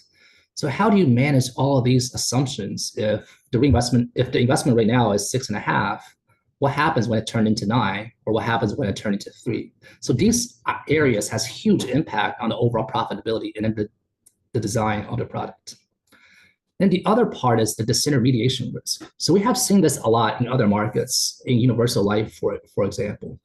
When the interest rates are low and everyone is pricing towards a low interest rate, it's fine. But when interest rate spikes up in the future, so for instance, if rates are now at 6 and the rates in the future goes to 9, the new products that's being launched in the new rate environment is going to look a lot more attractive than the products that's sold before at a 6% environment. So then the agents will have the incentive to churn these policies, and the policyholder have the incentive to leave those policies for the better product with higher yields. So in this case, you have an in-force portfolio who are sitting at a lower yield, having a huge amount of lapses or a higher amount of lapse coming through, and then the company is selling the assets at a loss because their yields has gone up. So this causes some problems in terms of just managing that investment and managing those liabilities. And then on the corollary to that is policyholder behavior. What we have seen from the market is that these products on the traditional side is very long duration, high guarantees, but only started to be popular very recently. So very few companies in Indonesia, if any, has credible long-term assumptions on traditional products in terms of policyholder behavior, economic assumptions, so on and so forth. So what is your lapse going to look like? Not only 1 year, 2 years out, but at the end of your cash, when cash values are become available to the policyholder 20 years out, what is that shock lapse going to look like in 30 years, 40 years? So, and what we have seen is that changing lapse assumptions on this type of product have a huge impact on policy, on a huge impact on the liabilities. So a few examples of this is in Canada, term to 100. They mispriced the lapse rates, and it's a few $1 billion of overall losses. Similarly, long-term care in the US, the lapse rates were priced way too high and causes a lot of pain on the balance sheet. So again, lapses in policyholder behavior, disintermediation risk is something really to pay attention to. And the economic assumptions is that what are the inflation assumptions for the future? You know, future operating efficiencies or inefficiencies that you can build in for the product, along with non-economic assumptions, such as the interest sensitive lapse that we talked about. What if your reinsurer's soft guarantee becomes softer than it is, and then the CI rates spike up significantly? So all of these things have a real impact because traditional products have very, very few levers to manage the in-force block of business once the policies are sold. But when we bring that into perspective, is again, a few of the questions that you should ask when you design a product is that what's the customer segment that you try to target? What is the duration? What is the payment? What is the payment period? And how do you manage that ALM risk from a product perspective? If you're selling something that's maturing at age 87 to starting from availability of a 0-year policy, that's an 87-year duration. Of course, not all policyholder will get 87 years, but managing that duration of liability in ALM can be challenging. So having the right assumptions and right modeling in place is absolutely crucial. And this is where, you know, going back to the previous point, AI would not help us to do any of this. This is why the actuaries are going to be critical in managing these products. And identifying innovative features that you can differentiate along with the credibility of your assumptions and how do you benchmark against the market, and what are some of the sensitivity analyses that you should be looking into. And overall, the takeaway here is that, are you managing the risk and pricing things appropriately to maintain long-term profitability and financial viability for the company? So looking at this from two perspectives on the actual products that's out there, and it varies very, very widely, is we have one product that's focusing on liquidity. They have a positive 10-year surrender period IRR. They have a positive 10-year death benefit IRR, and their maturity is quite attractive. So 2.6% after accounting for all the protection benefit. Another company who's more focused on savings, their death benefit IRR is a little bit lower, but their maturity IRR is a little bit higher. And then we have someone who is purely focusing on, I will say, called legacy transfer. So IRR upon maturity is quite small, but then the death benefit is continuing to be quite large in the future. And we also have the other side is shorter term products on the endowments. So endowments, all of these are 10-year ROP or ROP type of design. But you can see that if everything is pricing the same for the same cells, one competitor is coming in at a 30% death benefit IRR for this 10-year product, while someone else is coming in at 12. So you can see how different this variability is just by a few tweaks within the pricing. You can be the first in the market versus you can be the last in the market and not sell as many products as your peers. Now, taking that view and then looking at a more traditional product perspective, is we also have someone we identify as just not competitive. So maturity benefit as 1.9, IRR upon surrender, that's also quite low. And someone go on mute. Kamu email aja. Hello. I think someone is. Saya bilang permintaan BCA itu aja. Hi, Mas Joseph. EO team, can you help to unmute?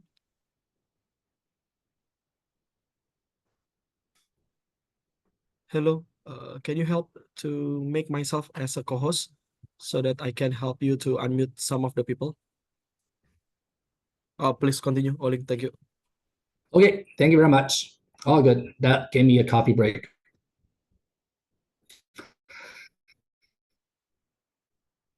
Then we have some design. I want us to pay attention to this for a second and shift your eyes away from emails for the next minute or so.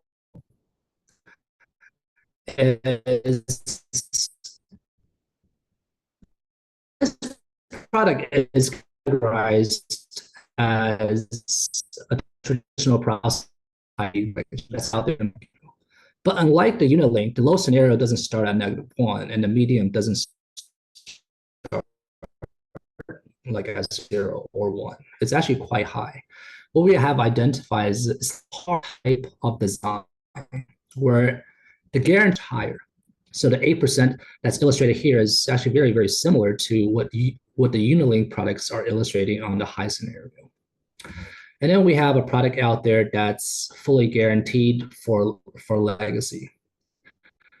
But if we were to look at this maturity value for the savings-oriented product, is that the legacy, of course, there is no maturity. There is only a death benefit that's provided. That's fine.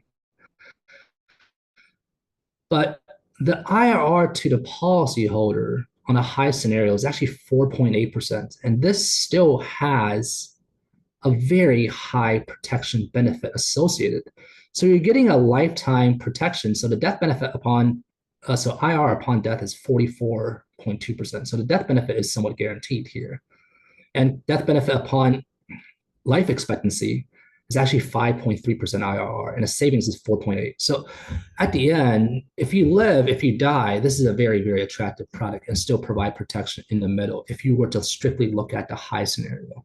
And in this type of par-like design, what we can see is that no one out there from our perspective, from our research, can beat this illustrated rate. Even someone who is offering one of the strongest guarantee I've ever seen in the market of a 5.3 still doesn't go over the par design on the high scenario. And this company who's offering a 5.3% guarantee upon surrender that's an interesting pricing, I would say. So the few questions I usually ask, again, as you design these long-term products is that, what's your reinsurance rates? Is it a hard guarantee or a soft guarantee, especially for the CI component and also your mortality? Mortality, I think insurers are less stressful about, but on the CI side is, if you were to compare that across the other markets, is we have seen reinsurers just pulling back quite a bit in terms of what the guarantee that they provide and also for the CI rates. So again, that's something that's quite important because unless you have a par type of design where you can change rates is if everything is guaranteed, and then the CI, the key questions is that how does your benefit compare to others? What we have seen here is that this company who's offering a 1.9 maturity benefit versus someone who can go up to 4.8, or someone who is offering a guarantee of 5.3, really need to go back and look at their products and look at their assumptions and their overall pricing, because this is a very, very large difference in terms of the market. And unfortunately is on the agency side, especially if your agents get a wind of the other competitor's product, they're certainly going to ask questions. And we're seeing bank assurance also are conducting more and more product benchmarkings for their relationships. And then the other part that's crucial is that how does your experience and assumptions compare to your competitors? We have seen lapse rates for this kind of products all over the place. Some people are using 1%, some people are using 20%, and everything in the middle. And the lapse rates will have a fundamental change on your premium solves and your overall product pricing and design. It's a very, very large impact. And then instead of competing strictly on rates and guarantees, is what are the innovative product design can you explore? So is it universal life? Is it annuities? Is it a more of a par design where it allocate towards both equity and bonds? So again, there are a lot of things that you can improve on with the current products out there in the market to differentiate yourself, but also manage that overall risks that we talked about. And that will funnel all the way into your product strategy and future pipeline. We see that Unilink is a huge challenge. There are things to improve, and we think it's an important part of the portfolio. But what is your future business mix? What is your future products that you're planning to roll out in 1 year, 2 year, 3 years? And how does that align with your overall system strategy in IT? So again, quite a few number of things that's happening on the traditional side in the future. But when we look at this from a more of an asset and also from an investment standpoint, is that the product chassis and premium solves are quite important. So if everything is guaranteed, that's pretty simple for the policyholder, but there carries a lot of risk for the insurers. Whereas a par and universal type of design where you can change the crediting rates could allow for higher illustration, lower premium solves, and also better risk management and ALM from insurer's perspective. Amount of riders out there, we don't see a lot of riders for these products yet. So this is something that could be interesting in the future as a differentiator. Flexibility in terms of overall withdrawal. So we have seen product design out there that has a retirement income. It's a little bit hard to determine some of these things because it has lapses and all of the other components in it. But such a annuity light design or payout design could be quite interesting. And then the level of timing for the survival benefit based on the customer preference. So some products have a set schedule on when the payout will happen after 10 years or after 20 years. Whereas in other markets, it allows you to choose when you want that payout to start. So it allows more flexibility in selling what's more of an annuity-like product, if you will. And of course, duration of the product and then expenses is a huge area that's different for a lot of the insurers in Indonesia. We have seen expense overruns that's being priced in, expense overruns that's not priced in, that future inflation of 5 versus 0. So a lot of things going on there in terms of the pricing and product design. And then key here is managing the overall guarantee of the product. So again, customers need to feel protected and guarantees are crucial. But what is the right level of guarantee? That's a question that you need to ask is, do we need a 5% guarantee to be competitive? Or can we get away with a 0% guarantee and a death benefit guarantee, but put more into the upside of the products? And from actuarial side, is that for the keys to success here is that a strong actuarial team is absolutely crucial because now you're dealing with uncertainties upon uncertainties. What we talked about is that Your reinvestment rates are uncertain. Your policyholder behavior are uncertain. Your overall assumptions are uncertain. Your expenses are uncertain. And your future products from your competitors are uncertain. So all of these things require assumptions upon assumptions that needs to be robust and needs to be at least reflective of your assumed experience. The reserve and capital is also quite crucial because if we were to look at this from a liability standpoint, your asset duration in the Indonesian market, because of the high interest rates and the availability of assets, is about between 11 to 13. The liability duration for these products is around 30 years. So that's already a 17-year mismatch. So if we were to do a very, very simple math, a 17-year mismatch multiplied by a 1% change in interest rate, that's a 17% hit on your capital. So that's a very, very large impact that can be quite difficult to manage. So some of the strategy that we have seen from companies is either limiting the sales or limiting the risk that they'll take on the overall portfolio on a global level or a regional level or a country level. And then the others are just saying that, we're just going to pump up our RBC to 600% to 1,000% to absorb some of these volatilities. But from an IFRS standpoint, that is a huge impact also. Again, that also impacts the ALM considerations, the availability of your investment interest rate, which also impacts your assumption settings and impacts your ability to meet the guarantees. Is that with traditional products, it's all printed on the piece of paper. There's no getting away from that. So having that long-term viability in place is absolutely crucial. So when we bring together the actuaries, what I have here is that there's two parts. One is the product. If we're looking at the competitive angle, the customer angle, and then the strategy angle, combining with the financial side, it's assumption pricing, ALM investments, and then also the long-term profitability. This is the key to success for these type of more sophisticated products now in the future. So we will expect continued evolution in terms of risk management, ALM, and also product design coming up in the next 2, 3, 5 years as the market continues to evolve and become more and more sophisticated. And the actuaries have a crucial seat in, in driving that strategy and driving that transformation. So I've seen quite a few things coming through the chat. So maybe I'll pause here and take any questions that you might have. Sure. Thank you very much. Thank you. Okay, thank you, Oling, for the presentation and the topic. So let's start with some of the question. I have so far 3 until 4 questions here in the chat box. The first one is from Pagunawan. So the question here is how to anticipate management decision that are not in accordance with predetermined investment assumption.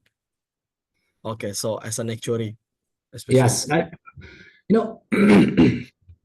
have done pricing for 15 years, and management decisions are not often rational in terms of the actuarial findings and recommendations. So your chief distribution officer, I had this one instance where I come into my office, sat down, and just said, "Oling, your products are crap. Like this is garbage. The other guys are beating us. Your guarantees are too low. We need to increase these things," right? So we have all of the, but the actuary's job is to present facts along with sound judgments and recommendations. So so from the benchmarking that we've seen is that there is a company offering 5.3 in terms of guarantee after expenses, after commission, all of that. We can show that is simply not feasible, even not rational, right? So we have to come up with things that we can do. And if you want to get to that 5.3, for example, like these are the assumptions that has to happen. And is a CEO, CRO, CFO comfortable with all of these things and the impact that I can even talk about these things? But otherwise, sensationalism is always there because when you start seeing these flashing things from distribution, people are going to react. And this is why I think the actuary will play a more and more important role in terms of rate setting and product pricing. Unit link has very little pricing. This is all pricing. Yeah. Okay. Agree. I think just to quick add on that one. Also in Indonesia, if we are talking about the GV company or multinational company, some companies has a different kind of like a regulation itself for having their guaranteed level of their product. So some is okay with the 5%, some is already quite cautious or with the 4% even, or even 3.5%. So that's kind of like the management is also comparing, oh yeah, the others can do that, and etc. Yeah, exactly. Okay, thank you, Oli. The next one is from Pak Awal. So what's your view on the life annuity product in Indonesia after the new regulation released last year, POJK 27, 2023, in regards of the pension fund business? I think the pension side is not only specific to Indonesia, but retirement has been a very, very hot topic in Asia. And it's a vastly underrepresented, I would say, product segment or customer needs, because that white space, again, we're seeing some level of payout type of products in Indonesia, but a payout type of design overall reduces your liability duration. It makes your ALM a little bit more predictable and cash flow is a little bit easier to manage. And also from a customer side is that if you design a product where it has a high payout rate and also a death benefit protection, it's very, very attractive, because now they're looking at, instead of what is the guarantee on the product, what is my endowment benefit? It's like, oh, I'm getting 7% back a year. Of course, the 7% is your own money, but still it's a very different proposition than everything being deferred out. So I think there's a definite fit within the portfolio for these kind of products. Okay. Thank you, Oli. I think before going to the other question, I have also a question, Oli, on your topic. So basically, this kind of like a new regulation is also happening not only in Indonesia, right? Maybe Yes. I believe in some countries in Indonesia, in outside Indonesia, is also shifting from the unit link to others, to par, to traditionalized sector. Yeah. So what is happening to them in the next couple of years? Because I believe ours in Indonesia compare with them, I think we are left behind by a couple of years, I guess. So if we were to kind of shift gears and look at what just happened in Vietnam, Vietnam is even more draconian in terms of their regulation because of the mis-selling and everything else. So they're putting an absolute clamp down on unit-linked products. So they're shifting towards universal life, they're shifting more towards par-like products, and then also guaranteed products. Whereas places in Hong Kong, for example, where the unit-linked classification is so after the regs had become tighter, unit-linked sales is very, very low. So they're all par whole life savings. But now they also have a very large annuity book of business along with universal life too.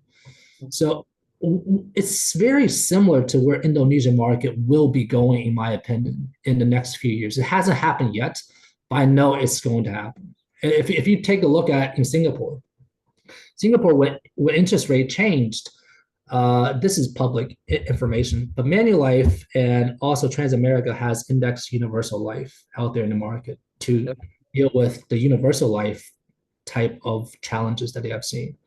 But now that's a huge sales component for some of these companies. And very recently, 3 other companies launched their IUL, and there's more on the way. So again, I think being first in the market is crucial, but just got to get over that hurdle and learn from what we have seen. Yeah. Okay. Agree on that one. Let's see in Indonesia. Okay. Next one is from Mr. Kemal. So hi, Oli. In your opinion, how will the implementation of IFRS 17 affect or shift the product design trend in Indonesia? So this is a good question. Yeah. I think now it's becoming more real, right? Because now IFRS 17, everything is more transparent. Your CSM margin is from day one, you know exactly what that is. So when we change the interest rate, when we change the reinvestment rate, when we change the lapse rates, your CSM can easily go from a positive to something very negative immediately. Right. And then you start writing off a lot of things. Right. So I think from that side is the CFO is going to have a lot of skin. I mean, the company overall going to have a lot of skin in the game. And understanding that impact is crucial. So it's not just a capital consideration and risk anymore. It's a huge financial impact. And since you're updating assumptions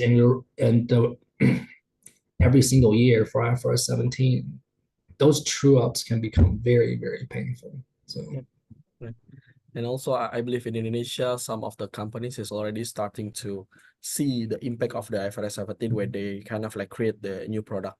That's all. Yeah, it's also quite interesting is that in Indonesia, for companies who are already doing IFRS 17, you take a look at their products, it's quite different from companies who haven't done IFRS 17, right? So I think there's some more movements in the future. Okay, thank you. Yeah, hope you get the answer, Mr. Kemal. The next one is from Mr. Dani Robini. So looking at the fact that UL product have been on the downward trend in recent years, in order to sell the UL product, what can be the selling point we can offer and how to convince that UL is a good from customer side and from the company side? So he still want to sell the UL. Okay, how can we do it? Yeah, I think we all still do because Unilink, especially for like the multinationals, and especially for the European players who are under Solvency II, that's a easier proposition because your source of profits are clear. You don't sit on the huge book of guarantees, so it certainly has a place in the portfolio. But I think the innovation part is going to be crucial, and then the writer part is going to be crucial. So if you're selling Unilink just for savings versus everyone else, that's a very, very difficult market to compete in. Especially the people who are selling the par-like products have an illustrator rate just like yours, right? So then how do you win that game when you have no guarantee? So a few things that we have seen is that if you have a no lapse guarantee, that could be one thing that you can combat the traditional side is, no matter what, you're not going to last in 10 years or 15 years. So that's a much better idea of putting something on the downside. So in the US, they call this variable annuity, but that's a dirty word. But it's more of a guaranteed minimum death benefit. So having some component of that with like a managed volatility fund or like a bond fund. So that's could be a design that certainly works. But I would say that the good old days of just competing on commission is on Unilink, it's going to be harder in the future because now there's more alternatives. And also traditional products pay a very high commission too. That's no lower than Unilink. So it's a challenge. Yeah, because the comparison between the unit link and traditional also have an impact from the new regulation of the how much is the acquisition cost that we need to put, and also this how to sell the agents or the bank accounts need to sell is quite tough right now. Yeah. Okay, thank you. Hope you answer your question. The next one is from Pak Indra Kataria. So we heard there will be a issue. We heard there will be issue. Sorry, wait. We heard there will be issue old age pension by our coordinator minister. Could you elaborate for this regulation? Sorry, can you say that question again? We heard there will be an issue on the old age pension by our coordinator minister. Could you elaborate for this regulation? Oh, that I don't know. That I have no idea, sorry. Okay. So maybe Pak Indra, if you want to let's say to unmute, you can unmute just to elaborate more. But let me try to look for another one. This one. Okay, from Pak Yedija. So what is your view on whole life product up to age 100 years, especially on the long-term investment guaranteed assumption, longevity risk, and the persistency experience? Is this product sustainable? Sustainable is a tricky word, right? Because there's different level of sustainability in your pain tolerance or risk tolerance. But I mean, whole life guarantee is out there in almost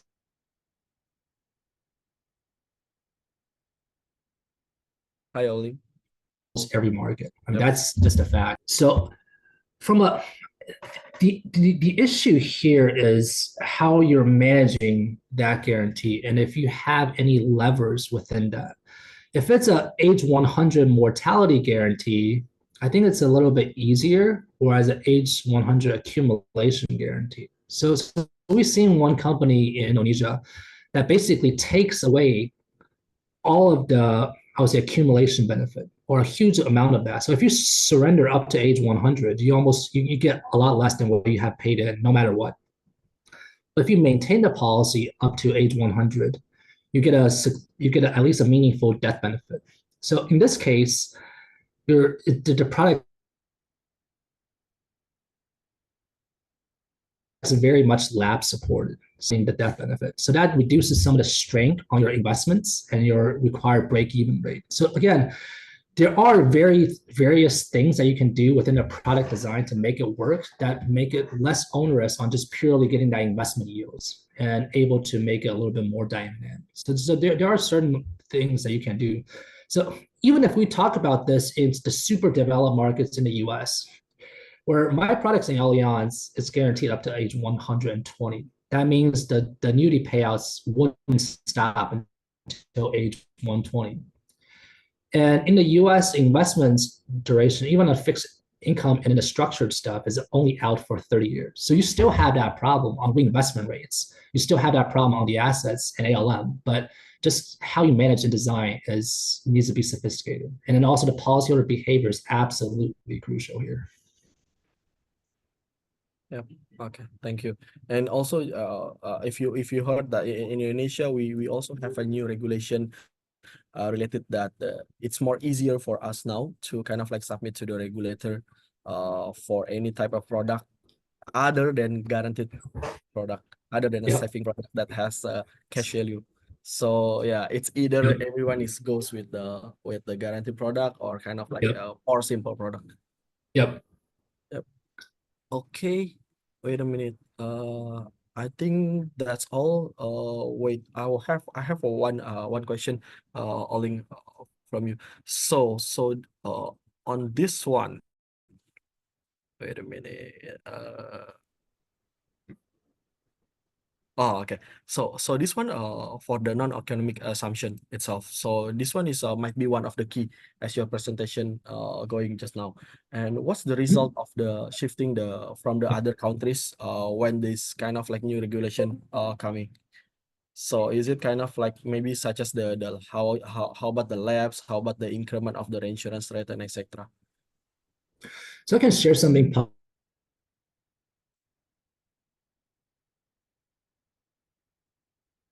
public in the US from developed, I would say, long-term care products in the 80s, in the early 80s. They assumed that the rates are continued going to be improved. So policyholder will shop for a new policy every 10 years or so. And then the same thing for life insurance policy that, there's no way last are going to be below 7 or 8% because interest rate is never going to be below 4%, right? So in this case, they assume a high level lapse because things are only going to get better in the future. Interest rate is going to maintain or get higher. Prices are going to get cheaper. So now take that lens for long-term care is that morbidity improved drastically. When morbidity morbidity did not improve, but mortality improved significantly. So as people live longer, there are more claims for long-term care and critical illness. So that has an impact, direct impact, not only on the morbidity trends, but also that the morbidity continuance, and also how many years that you stay on claims at the older age. And then the other side of that is the interest rate has actually decreased. They price for 7%, but the interest rate is actually 3% in the future. And then because of all of these things, prices for long-term care did not get better. It got worse. So no one lapsed their policy. So the assumed lapse rate on average was about 7 or 8%. It turned out to be 0.5%. A few companies lost, a lot of companies lost billions and billions of dollars. And that is a huge impact just driven by these few assumptions. And you can see that also from the products that's being priced before for the whole of life guarantee. Again, where an interest rate was high, similar to Indonesia, 6.5 to 7, everything looks good, right?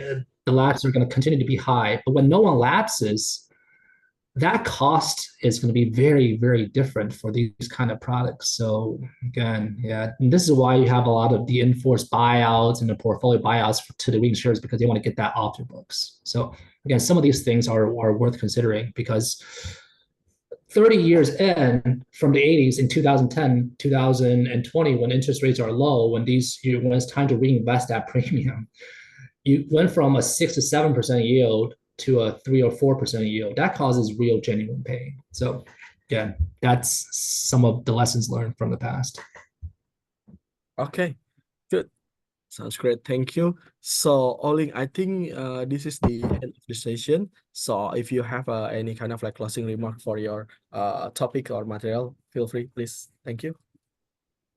Yes, and the only thing I want to say is that there's the actuarial's technical ability and also importance in some of these products that we're seeing are absolutely crucial, both on the pricing side and also on the reporting side. And as we have broken down the policy or behavior, economic assumptions, projections, sensitivities, even stochastic type of analysis, plus investments, I think bringing all that skill set together for the future is going to be something I definitely look forward to as for the society. Thank you. Okay. Thank you, Oling, for your sharing and presentation. Good luck.